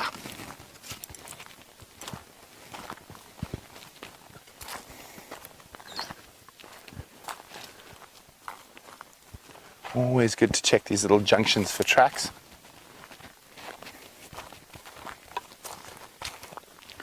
Now, while we check this area, we're going to go visit what's probably my favorite tree on Djuma. And we can see it just in the distance there. We're going to get a bit closer to it now. And not many of them. I've been told there's a couple on Buffel's Hook and a couple on Torchwood. I know of a few to the west of us and a few to the north of us. And the reason they're so uncommon is because of people and something that was absolutely crazy. There was an Italian count who convinced the then British government that he could build the cheapest railway line from the Lowveld to Mozambique to what was then Lorenzo Marques, which was the closest port to this area. I'm trying to remember his name now. Oops, got a thorn. Just slipped into my sandal there. There we go. And I can't remember his name now, but he's an Italian count, and he convinced the colonial government that he could build a railway line that would have run just through the south of the Sabi Sands to Skakuza in the Kruger National Park and out over the Lubombo Mountains into Mozambique and straight to Lorenzo Marques. Now, there's no big natural valley big enough to take a railway line there. But to the south of the Kruger National Park on the Crocodile River, there's a town called Kamatiput, which is the logical place for that railway line. But he was such a smooth talker, he managed to convince the powers that be that his was the right line. And it was named the Salati Line. Now, if you know a little bit about this area, there's the Salati Game Reserve. There's a lot of reserves there. So the Salati Line actually ran from some iron mines and some mica mines that are near the current city of Palabora, or town of Palabora. And basically that railway line ran all the way to Skakuza. And then it stopped when the colonial powers that be found out they'd been had. And he disappeared with millions and millions worth, probably not back then millions and millions, but maybe £1 million, which in equivalent days is millions and millions. But railway sleepers, those big pieces of wood that they lay the tracks on, need to be made out of really good wood. And of course there weren't concrete variations in those days, the technology didn't exist. So the hardest tree you get in the Lowveld is called a mukwa or a kiat, which is a type of There we go. Dave's about to get himself stuck in some thorns. And so for vast expanses of the low veld, the teak tree, or Pterocarpus angolense, was cut down and made into railway sleepers. And you can still find some of these sleepers. Those, the heart of those teak trees, just so solid. They've existed, termite resistant, rain resistant, water resistant, and there's very few of these trees left. And it's a very common tree if you move further north in Africa, where I've spent a lot of time, particularly in Zambia and Tanzania. And I just got a particular affinity for the tree. And I really love the fact that we've got one here growing on Djuma.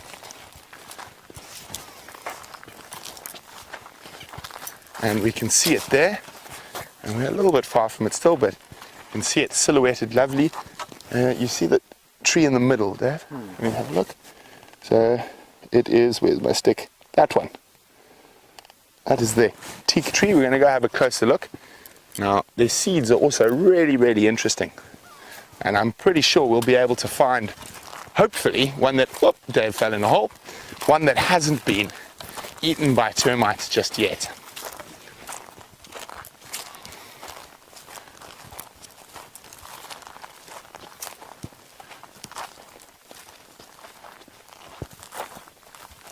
Again, always slowly on foot. Stop, have a listen.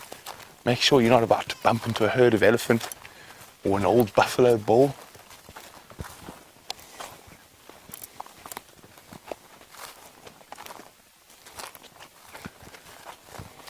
I must say, season is definitely my favorite time in the bush.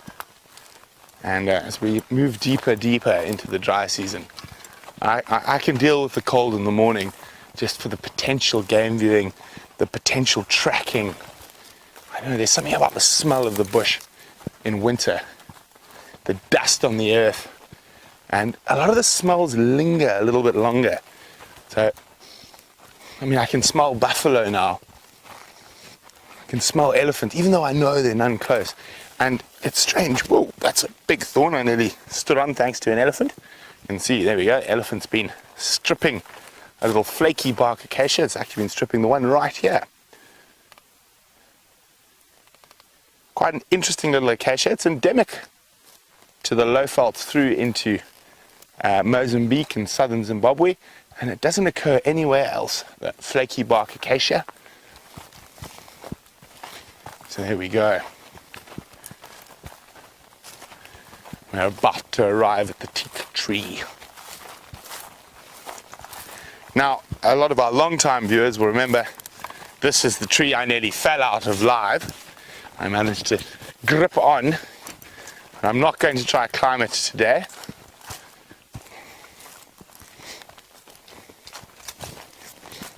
Here's a perfect example. There's a big fire a few years ago, and this branch over here fell off. You can see the burn on the inside here. And the wood borer beetles and the termites have come here, and they've gone for this lower layer. You can see they've made it through, but the heartwood is as solid as stone, untouched. I mean, listen to that. And so you can see the termites managed to get the bark off, and the cambium layer, this is the layer that would have transported the nutrients through. And we can see these beautiful little marks where the little borer beetles have been eating the cambium layer. But that heartwood is seriously solid. There's no sign of a beetle even trying to scar the surface. Incredible tree. Now we're looking for some seeds. Now, where could the seed be? They're really gorgeous seeds. I actually have them as decorations at home. They're big, winged like this with a sort of fur ball in the middle.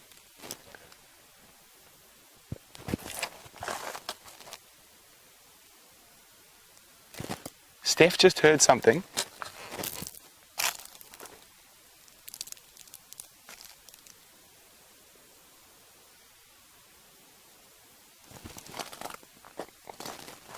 What?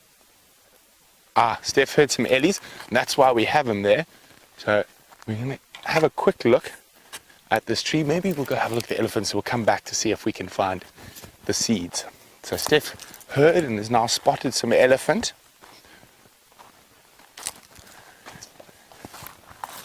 So what we're going to do is it's a very gusty, windy afternoon, so we're not going to try to get too close to breeding herds or anything like that. So we're going to go assess the situation, see if it's safe. If it is, we'll happily show you some elephants. Oh, there he is. Steph? There we go. I was saying that, we're assessing the situation, and we spotted an elephant. It looks like a nice bull. Now, our wind's blowing straight towards him, but he can definitely smell us and probably hear us. But he's not reacting too badly. So what we're going to do is we're going to try to get into a better position. And while we do that, let's go see what Jamie's up to.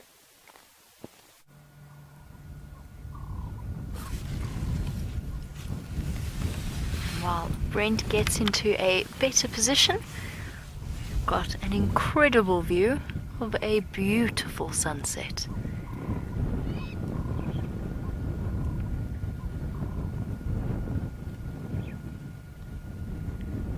Sometimes a scene like this doesn't really need much in the way of an explanation.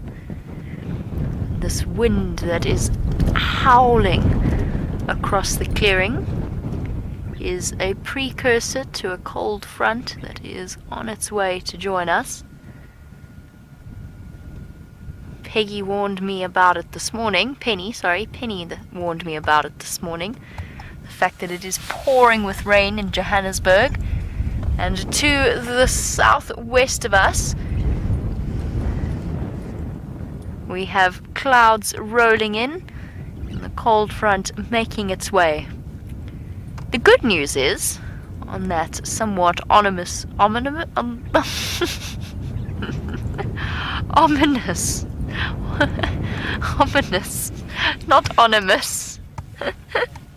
Ominous is not a word.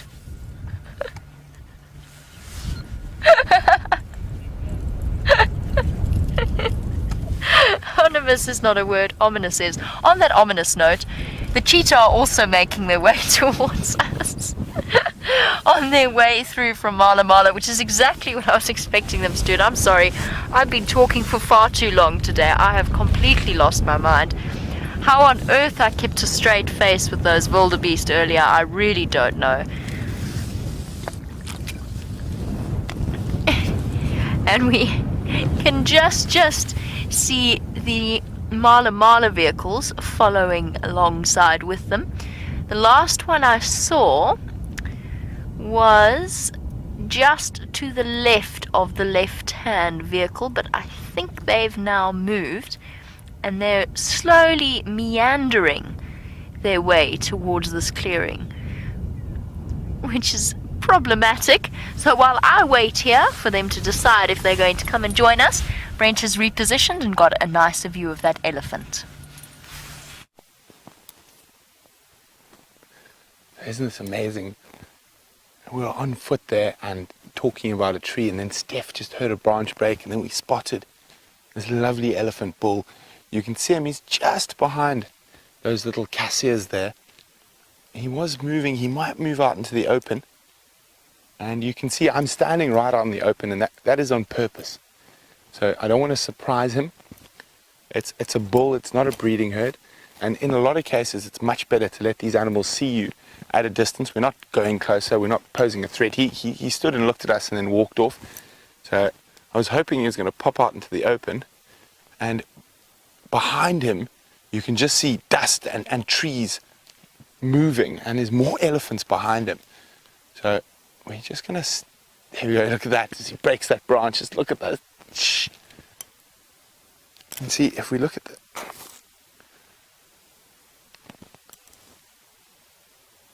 So the wind's changed a little bit.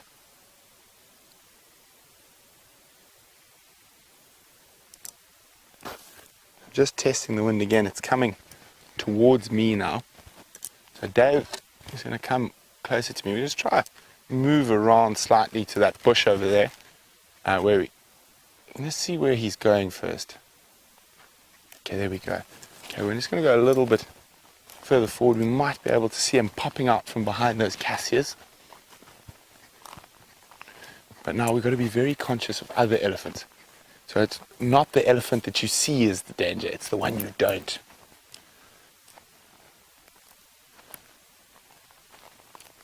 So old timer would like to know, do elephants collect food by sight, feel, or smell? Probably a combination, but I'd say smell is the dominant one that they use when collecting food.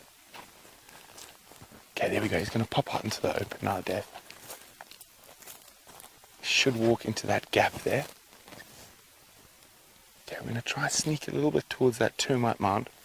And then if we can't get a better view from there, we'll just leave him be. And said the sun's setting a bit. It is getting a little bit late to be wandering around on foot. And we know there's other elephants around. Here we go, Dave. Here we are. So it's not the front end view, but the back end, but nonetheless you can see him head slightly turned.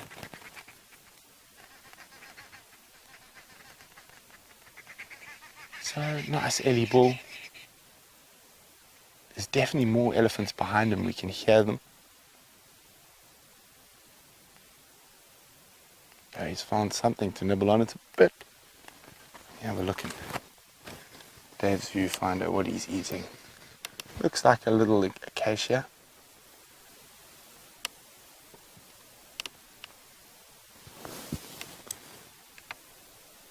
And then I get a great sense of inner joy every time I'm with elephants on foot. It makes all the bad things go away.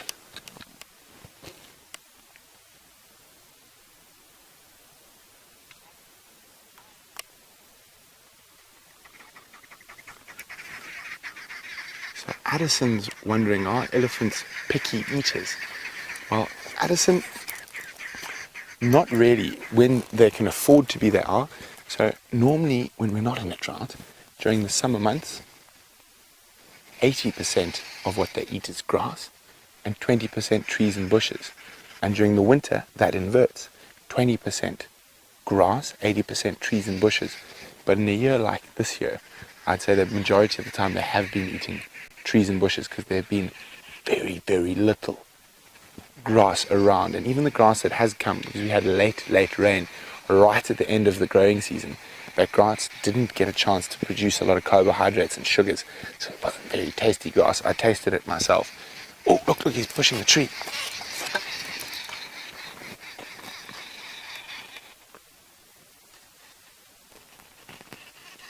Oh, so guys, I'm just going to show you quickly. There we go, there's another elephant coming to join him. And there's a bit of a breeding herd around. So while they move off, we're going to do the same. Because they might catch us on our route home. So we're going to move in a big wide arc. So we give them space and us a chance to get back to camp before dark. But while we do that, let's go see what Jamie's up to. I will try find you that seed. But till then, let's go look for some cheetah. And while Brent heads back to the safety of camp as darkness slowly descends, unfortunately, I think our cheetah are just moving that little bit too slowly for them to get here in time for us to have enough light to see them. Which is a pity. They've just moved up towards that drainage line. You can gauge where they are, judging by the other vehicle's movements. Never thought I'd sort of bank what I was doing based on a vehicle moving around. But that seems to be where they are. Just hidden behind those guarri bushes. And unfortunately, unless they run full tilt towards us, I don't think they're going to cover this amount of ground in the time that we need them to. Oh well. They're probably not going to move too far tonight, which is really good news for the sunrise safari, because it's windy and the full moon, or the moon, is not really rising at the time that we need it to. No, Not that we need it. None of this is making sense to me. Gosh. I'm not sure any of my sentences have made any sense. I'm sorry. I'm trying my best. The moon is rising very, very late, is what I was trying to say. So it's going to be pitch black and it's going to be windy. The cheetah are not going to want to risk wandering into the waiting clutches of a lion or a leopard in that kind of weather. The same reason that impala get a little bit nervous in the dark and windy nights will apply to the cheetah as well. What that means is for us, we have got exciting times ahead for our sunrise safari in the next few hours. And they could well be coming across to join us. For now, however, Chandra and I have got miles and miles until we sleep, or so the poem goes. So we shall take the road less travelled and see if we can't get back at least a little bit closer to home before the end of the sunset safari. We are basically on the Kruger National Park boundary.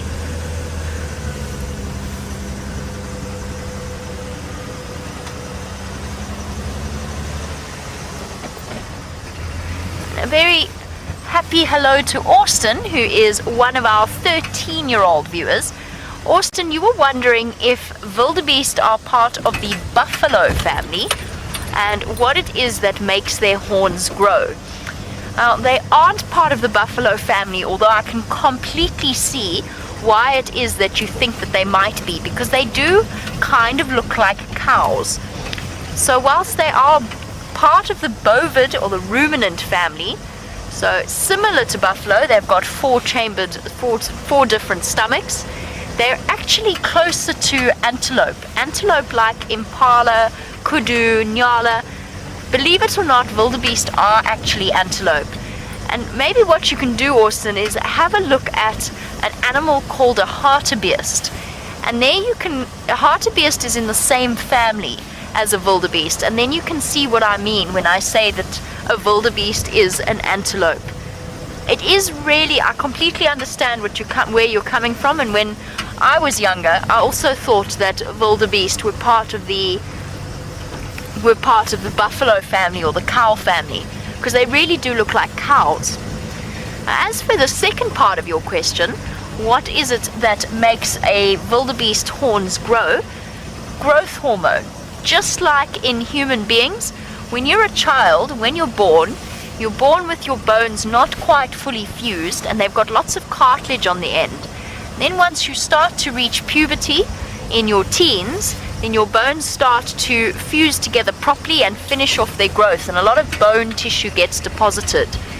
Now exactly the same thing is happening with the wildebeest. Now what's happening is bone is getting deposited at the top part of their skulls, and it slowly grows. You've seen the little spikes on the young wildebeest? So they get those little spikes first, and then it starts to, as the years go on, and it takes about 4 years for a wildebeest to get a proper full head of horns.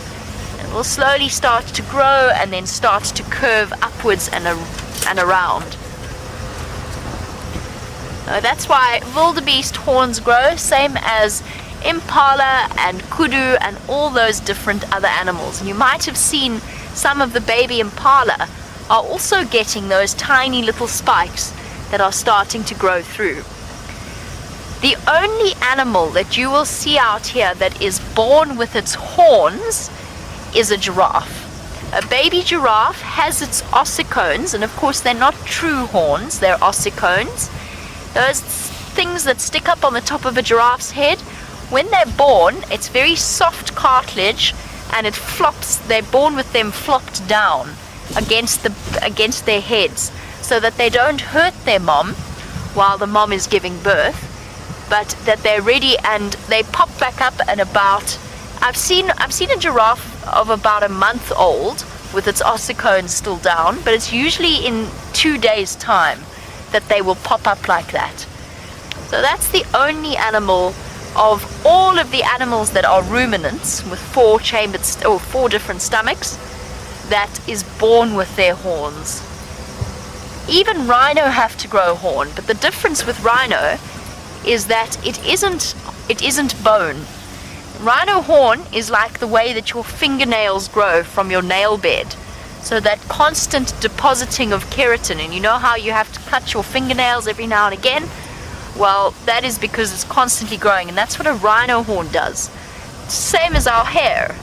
Some of us might have longer hair than others, but it grows constantly. It's different to an elephant's tusks. An elephant's tusks also continue to grow throughout its life, but an elephant's tusks are actually its incisor teeth. The teeth growing out on either side of its face. That steenbok nearly gave me a heart attack. It just jumped out of the grass right next to me. It was so well camouflaged. Let's pretend we don't see it, except that we do. Sorry, little one, did I give you a fright? It was obviously in the middle of a mouthful. Oh, look at that. You can even see its bottom teeth catching on the fur as it grooms. And those almost dagger-like little horns on the top of its head. So we're looking at a male steenbok. These are definitely one of my favorite of the antelopes. Here we go. Bit of grooming being done on the next side. It's not often that we get to watch a steenbok at this sort of distance. You can really appreciate the contrast of the white of the fur of the belly. Whoop. Interesting. Bless you. Just sneezed. It was just a little noise, I think, off in the bushes that startled it there. Ah, bedtime. How lovely is that? Trying to find a nice, safe place to settle down. And look how alert it is, even now. Another little animal that might be a bit scared as night starts to descend on this windy night.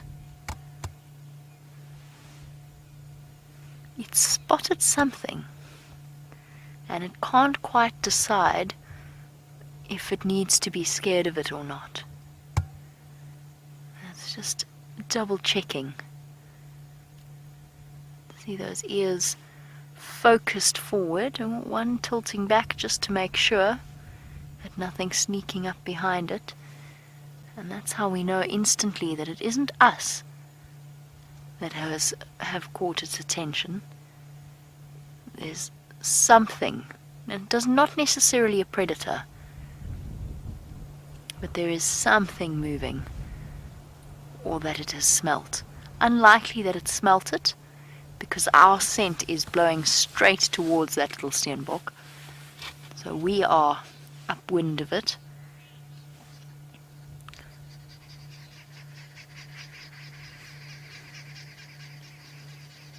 There's no alarm calls in that direction. It could even be something as simple as an impala.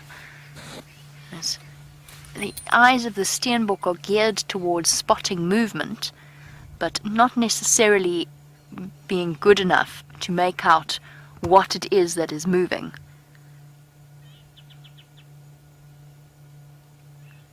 I think we should leave our little steenbok to his rest and go and see if we can't figure out what's captured his attention.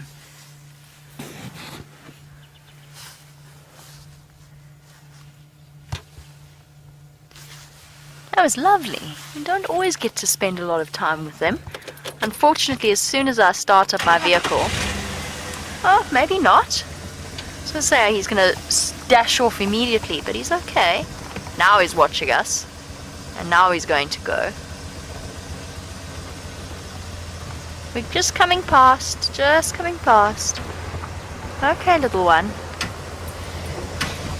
I didn't want to linger there, which is why I just kept driving, just in case, or just because we were going to. If we'd stopped there, we would immediately have scared him off. Alright, he was looking here. It's just at that wrong time of light to use the spotlight properly. It will just catch on the bushes next to us. We won't be able to see anything.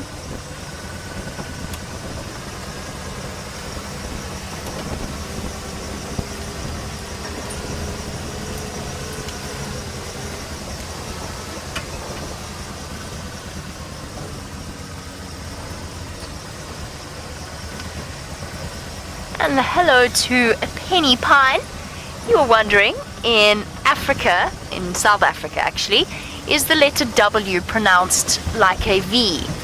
And Penny, who is one of our long-time viewers, Penny Pine, sorry, is one of our long-time viewers, only in the Afrikaans language, which is of course a derivative of Dutch that evolved many years ago. I see exactly what that Steenbok was looking at. Sorry, Penny Pine, I will get back to your question in a moment.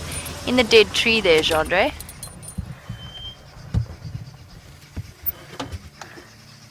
Thank you. Hello. We've got a trio of ground hornbill. And that's what it was looking at. Isn't that beautiful?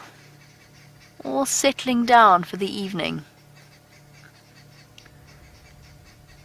I'm relatively certain that we've seen these three before. One on the right giving his beak a jolly good clean. One of the critically endangered birds of the world. We're so fortunate we've seen 2 endangered species today, at least in this area. The ground hornbill and the cheetah. We've been so fortunate. In ground hornbill, there's only 1,400 left in the whole world, which means only about 400 breeding females. And those numbers are, of course, rough estimates. It's impossible to know exactly how many there are. Oh, wow.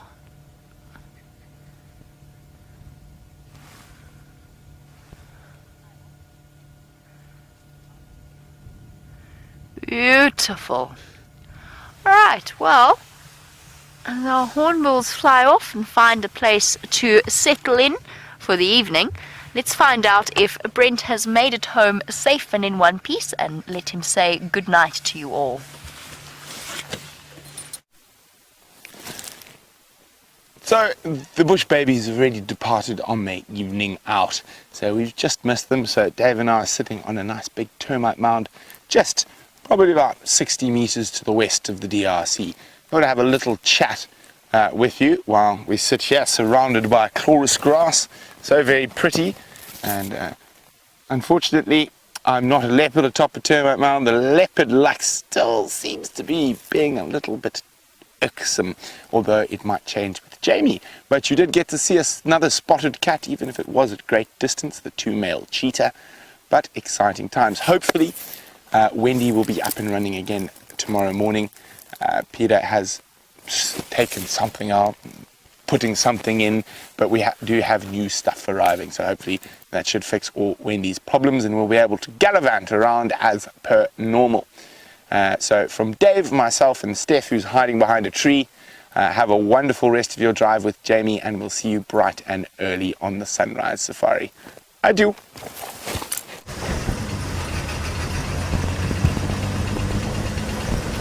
While Brent heads for home, we're still very much on the southern boundary of Cheetah Plains, exploring, and Jandre and I are going to have a lovely evening on the way home. The last time I did this trip back with Dave, about 3 days ago, we saw, on our way home, we saw a genet and a white-tailed mongoose. So that's something exciting to look forward to as we travel along, and winter, of course, being one of the best times to head out and spot some of the smaller and rarer nocturnal animals. I never quite got around to finishing Penny Pine's question about the V and the W. And yes, in Afrikaans you do pronounce the letter W as a V. So water, I struggled there for a second, water becomes water. What else is a really good example?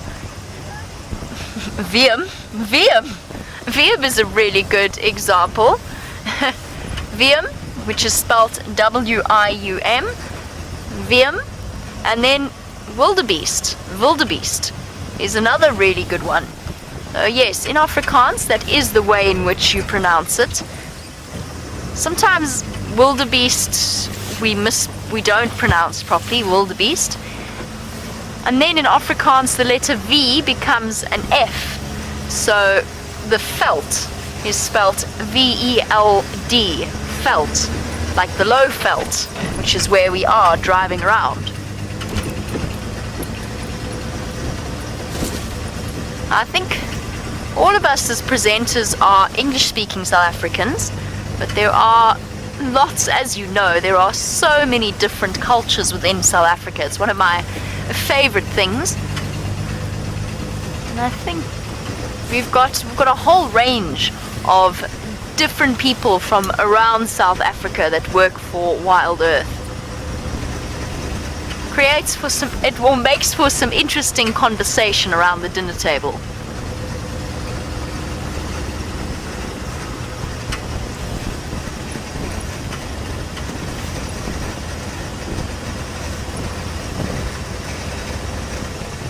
Rusty does sound exceptionally rattly. Poor old Rusty. You've done well. Well done, Rusty. Just got to keep going.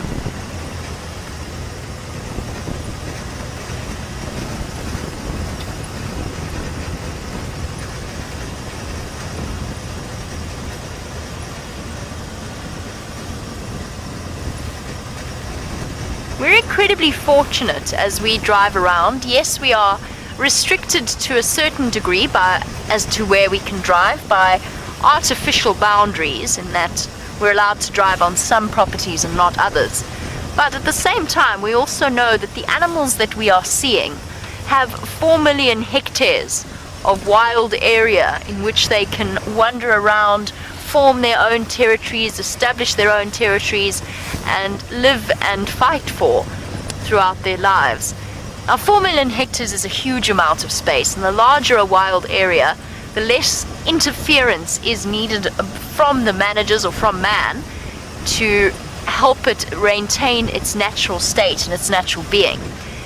But Becky, you were wondering is if we ever see overpopulation, and would we interfere in those kind of situations? In this kind of area, an overpopulation of animals is exceptionally unlikely, and the general approach will be to leave things be and let them play out as they would naturally. The one different situation is, let's say, for example, Sabi Sands in the north, which is where we are, had an overpopulation of hippo. Now, that would have been absolutely fine in a normal year where the resources were plenty, but as you know, we're in the middle of a drought, and all of the artificial dams that were constructed have attracted hippo up from the river areas, the Sabi River, the Sand River, and so on.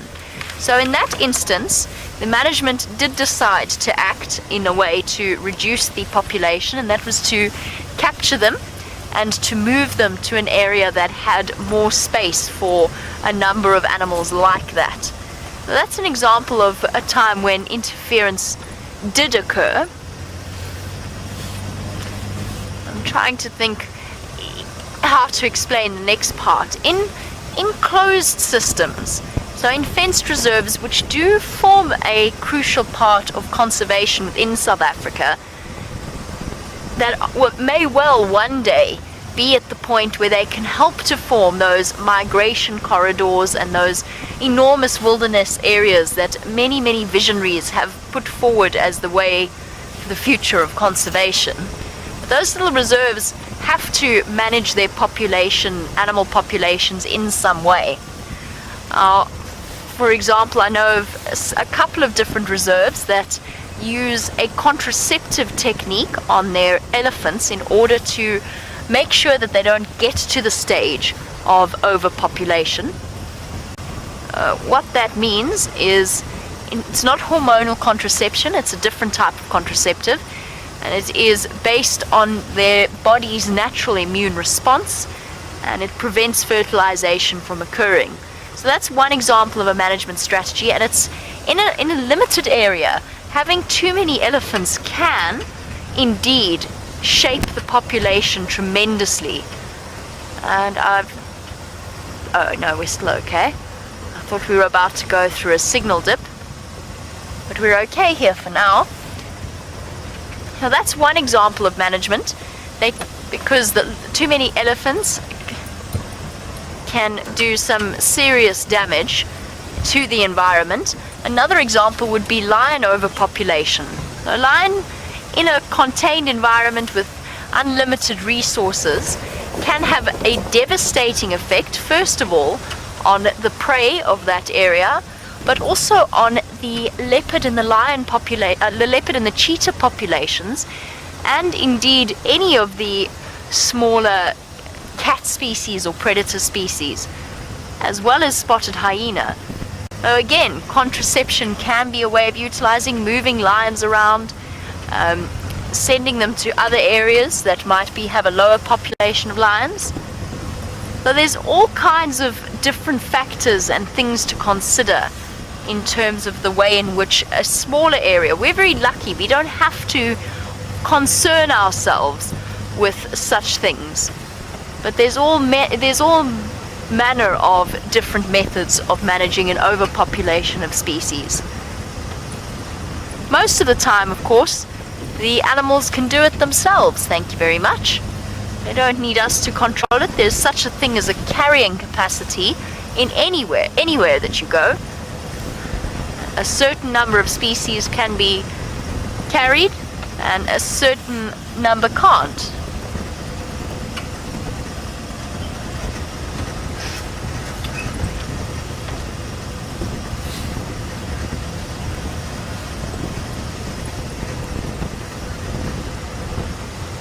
I can hear some monkeys screeching in the distance very far away, but I think it's just them settling down for bed.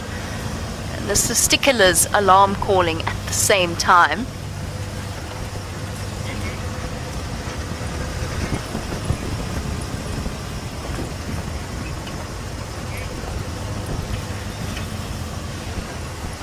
Speaking of monkeys and the fact that we've been fortunate enough recently to enjoy a couple of baboon sightings over the last few days and the last few weeks, Audrey, who is 12 years old, welcome to the Sunset Safari. You were wondering whether or not vervets and baboons will get along, and the answer is, Audrey, yes they do, for the most part. Generally, they are not really in competition. The monkeys know that the baboons are bigger and stronger than them, and the baboons know that generally monkeys are a bit faster and a bit better at climbing trees. Now, I've often seen monkeys and baboons feeding together in the same place. They just keep a respectful distance, and for the most part they don't seem to bother each other at all. And a monkey would never be silly enough to pick a fight with a baboon. A baboon is much bigger and much stronger. A monkey really doesn't want to take that risk. So they'll stay out of the baboon's way if they see anything happening there.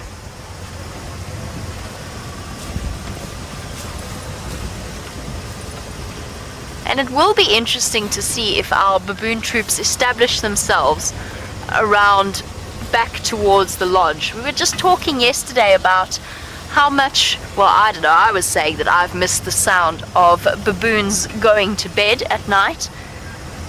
It really is a truly wonderful call, and I never thought I'd say that I'd missed it until recently, where since I moved to Djuma, I've hardly ever heard them. I have whenever we've gone across to visit some of the other lodges a bit further to the west, but from our side, not nearly as often as we have recently.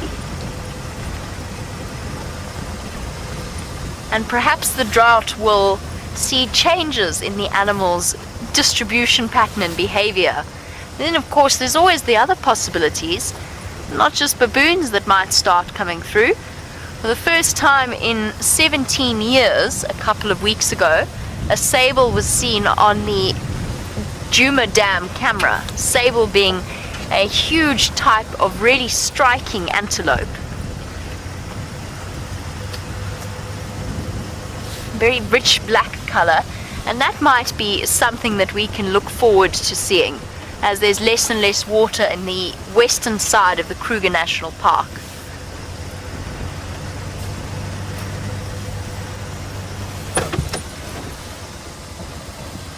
Sure, sometimes nightjars really do look just like sticks in the road or pieces of elephant dung.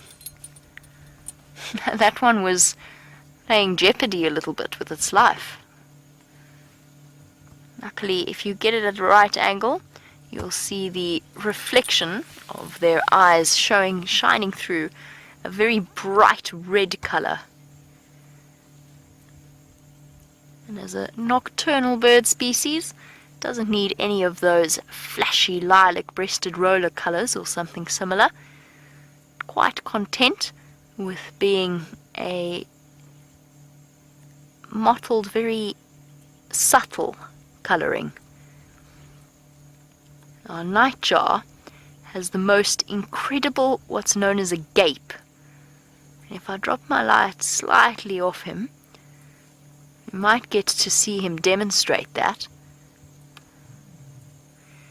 As he flutters around looking to catch some moths or some insects. Not 100% dark, so it's not fully at the point where his hunting might be at its best.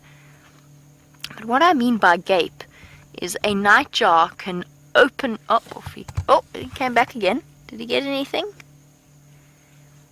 Nope. They can open their mouths really widely, and I mean exceptionally widely, close to almost, I'm trying to think if it's over 90 degrees. Must be over 90 degrees that they can open it and spread their mouths out wide and basically create a net that moths and other things get caught up in. And those in nightjars, if you look around the beak and around the eyes, I don't want to illuminate him totally, but you'll actually see the rictal bristles. In other words, the bird equivalent of whiskers, bristly feathers all around the nose, the beak. Those are particularly well developed in the nocturnal species because they use them to help them catch their prey. They're very sensitive and they can detect. Oh, there you go. You even got to see his fiery neck marking at the back of his neck there. Yes, they'll use it to detect flying prey and just make those subtle changes that they will need to make in order to catch the moths and so on. Just dropping my lights off him for now so that we can go past without running the risk of him getting caught up. You can still see him in the middle of the road.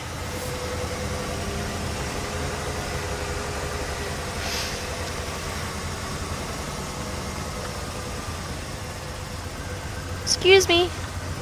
Thank you. There you go.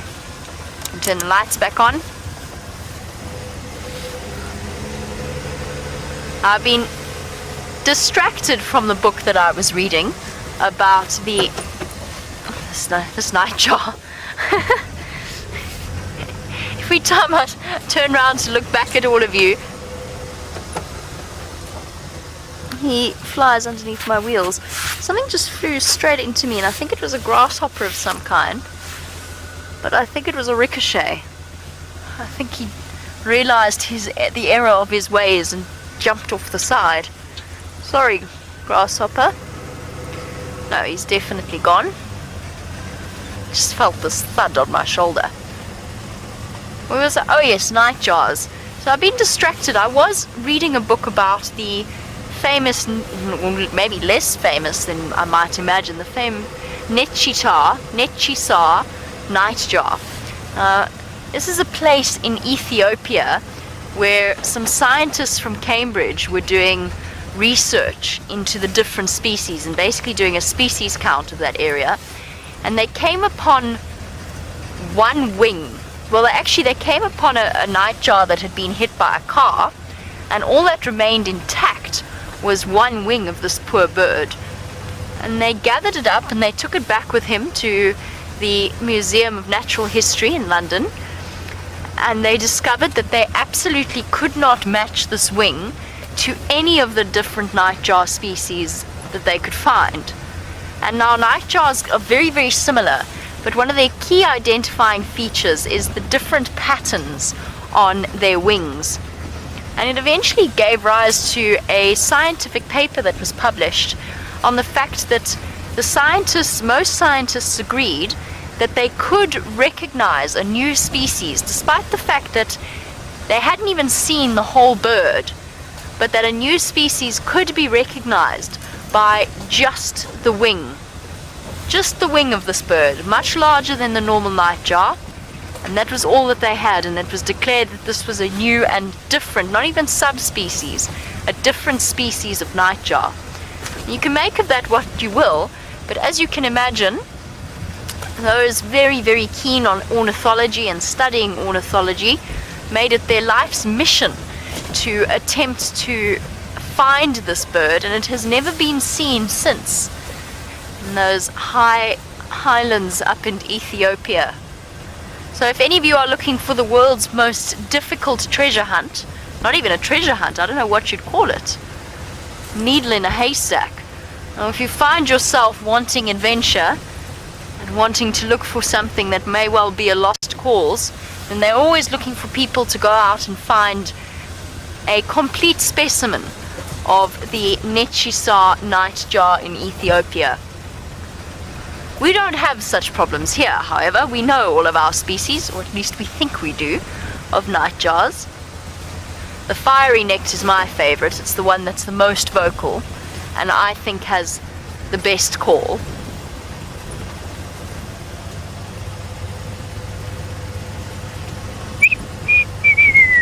No, I can't do it. We need Brian. We need Brian here to imitate. I don't know, Jandre, every time I look at Jandre to ask him to imitate something, he gives me a very firm shake of his head. He's now shrugging at me. Do you want to try do the fiery neck nightjar, Jandre? Very good, bravo. Very close. Alright, so Jandre has given us the call of the fire, the magical call of the fiery necked nightjar.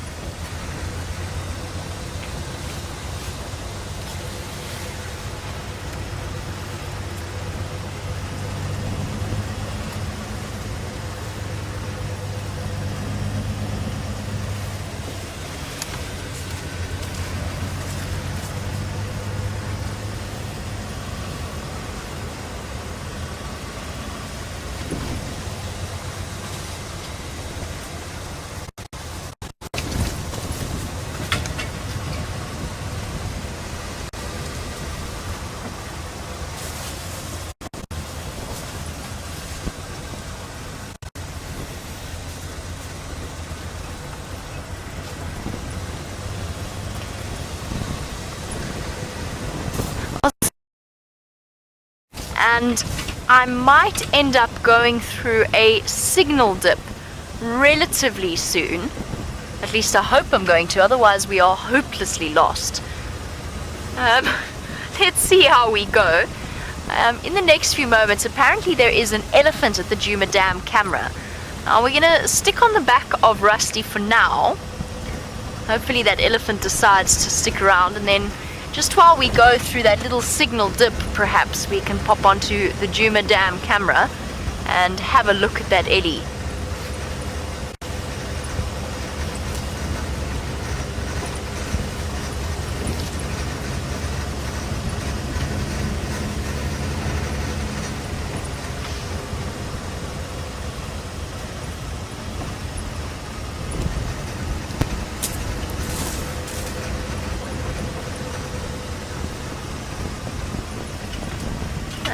Just on the subject of elephants, Genevieve from Greenville is one of our newer viewers. Welcome to the Sunset Safari. You were wondering about elephants, whether or not they are endangered, and if so, why? Is it due to a poaching problem, or what is the status of elephants in South Africa? We're really fortunate to be living in South Africa. South Africa is a country with an exceptionally strong conservation record. Fingers crossed it stays that way. But so in South Africa in particular, we don't have a massive problem with elephant poaching yet, and I really hope that that will never change. But Genevieve, throughout the rest of Africa and throughout the rest of the world, of course, there is a tremendous problem with elephant poaching and with ivory being used to help fund civil wars, and whether you consider them to be guerrillas or freedom fighters or however you want to interpret it, elephant poaching is rife throughout parts of Africa. In South Africa, actually, of course, only because humans have taken over most of that. So any kind of habitat encroachment and habitat loss and human elephant conflict. Now, personally, I don't think necessarily, at least the Kruger National Park is overpopulated with elephants. But there is, as I said, an argument for enclosed systems, in other words, in place smaller reserves with fences. There is an argument for having a program in order to populate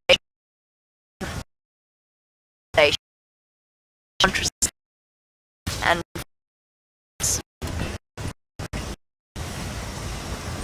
vasectomies in elephants are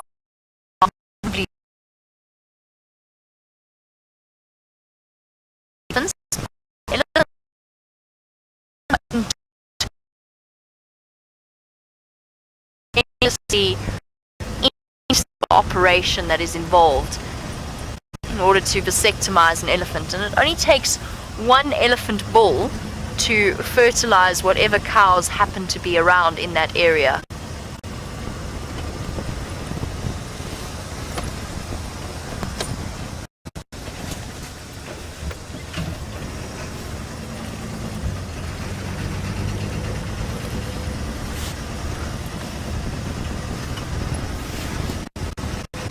There's a wonderful mystery involved in driving around at night.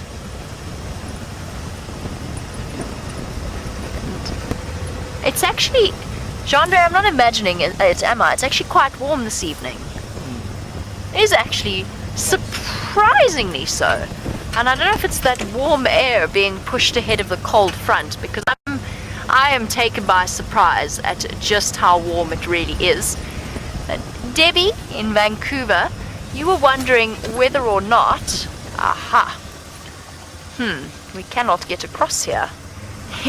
You were wondering whether or not elephants feel the cold in the same way people do. And whether the other animals, I suppose, by extension of that, feel the cold as much as we do. And the answer is I often wonder about that myself. You know, we shiver our way through, especially first thing in the morning, and we come out and we see the impala all puffed up and shivering and freezing.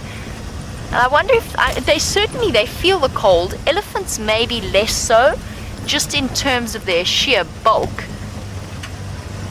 But I mean, they must feel it to a certain degree. But I'm not sure that I'm not sure. I think we've become soft in our perceptions of the cold and our creature comforts, and I think that has definitely made an impact in terms of the way that how much discomfort we feel in the cold. I'm sorry, I've been distracted by something shining in here.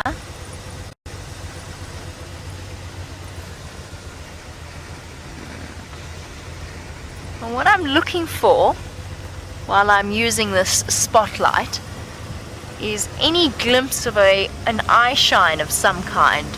So all animals have a layer at the back of their eyes known as the tapetum lucidum, and that allows them to see very clearly in the dark. And what that does is that bounces any kind of ambient light back at them and helps to reflect it and to aid the retina in terms of being able to, to increase the available light to the retina itself. So that's what I'm doing while I'm spotlighting, looking around, just looking for any kind of light flashing back at me.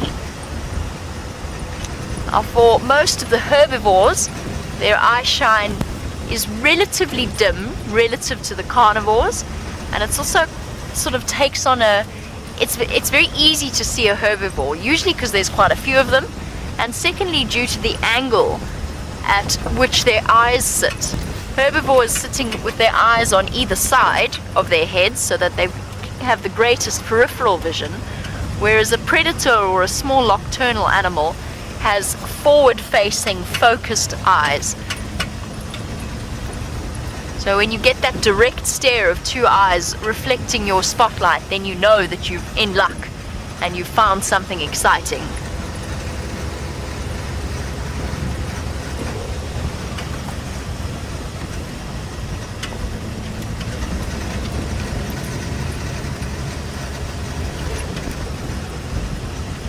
I'm just trying to think about, I mean, of course the animals feel the cold and they feel the heat, and just as we do. They're just far better adapted at dealing with it, to go back to Debbie's question. They don't moan nearly as much as I do when I go out first thing in the morning.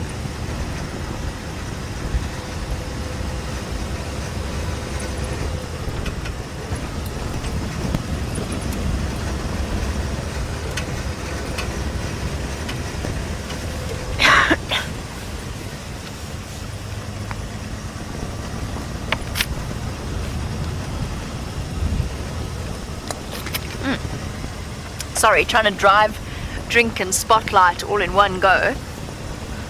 Quite a risky business. I did pick a clearing though. Chandre, I have a question. Do you know where we are? You're on the south of that. Okay, yeah. So we have to loop around it. Okay, no, that's what I thought. I was just checking. Just checking. Oh, there we go. I know where exactly where we are, because this is where the rhino carcass is, and it's a rhino carcass from natural causes, thank goodness. But it does act as a very useful marker for us as we go past. Actually, I should probably have stopped there since I mentioned it.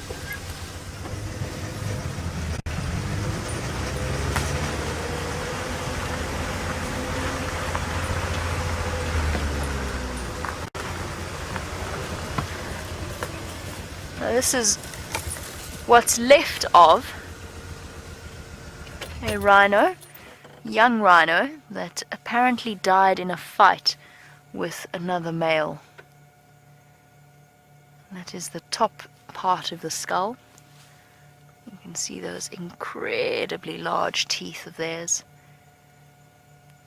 Sad to see for an animal that is so critically in danger anyway. Look at those ridges on those molars. You can see where some of the molars have been pulled out by hyenas.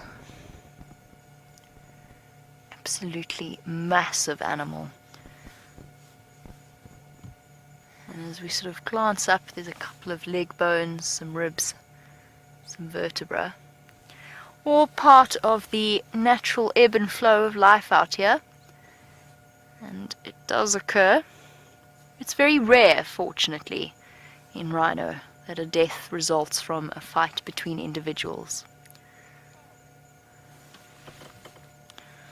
Alright, let us leave our rhino friend and weave our merry way home.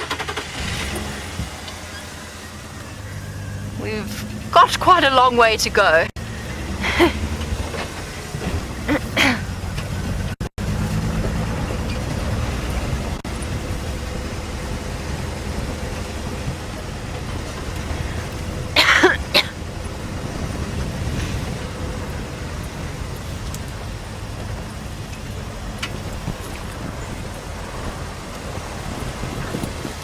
You know, I went to the UK recently. I have a very solid inbuilt sense of, if not direction actually. I might not know where I am all the time, but I know which direction I'm going in. And I have a very solid sense of where north is in my day-to-day life.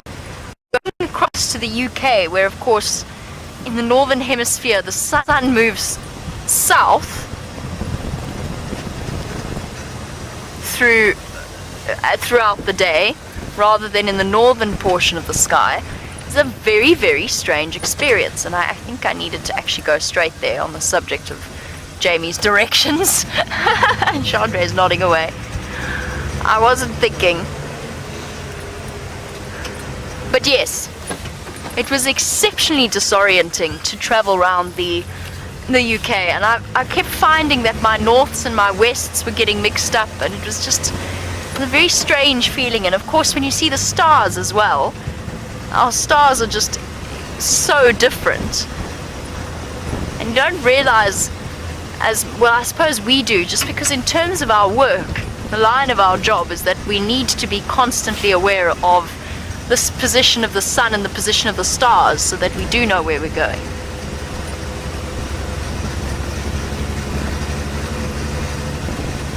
Nevertheless, it was a very disconcerting experience. Well, as we come to the end of our sunset safari, we have exciting prospects for tomorrow's sunrise safari, since I don't think those cheetah are going to wander too far on this cold and windy night. Hopefully they'll be there for us to search for tomorrow morning. You'll just have to stay tuned to find out whether they do decide to pop back up north once again. And as always, a big thank you to Gendre for all of his fantastic camera work, which is no less than we expect, as well as to Rebecca and Lou in final control, and to Brent for his brief, somewhat camera-shy appearance. Most importantly, thank you to all of you across the globe. We hope you have a wonderful day, and we will catch you tomorrow. Bye-bye.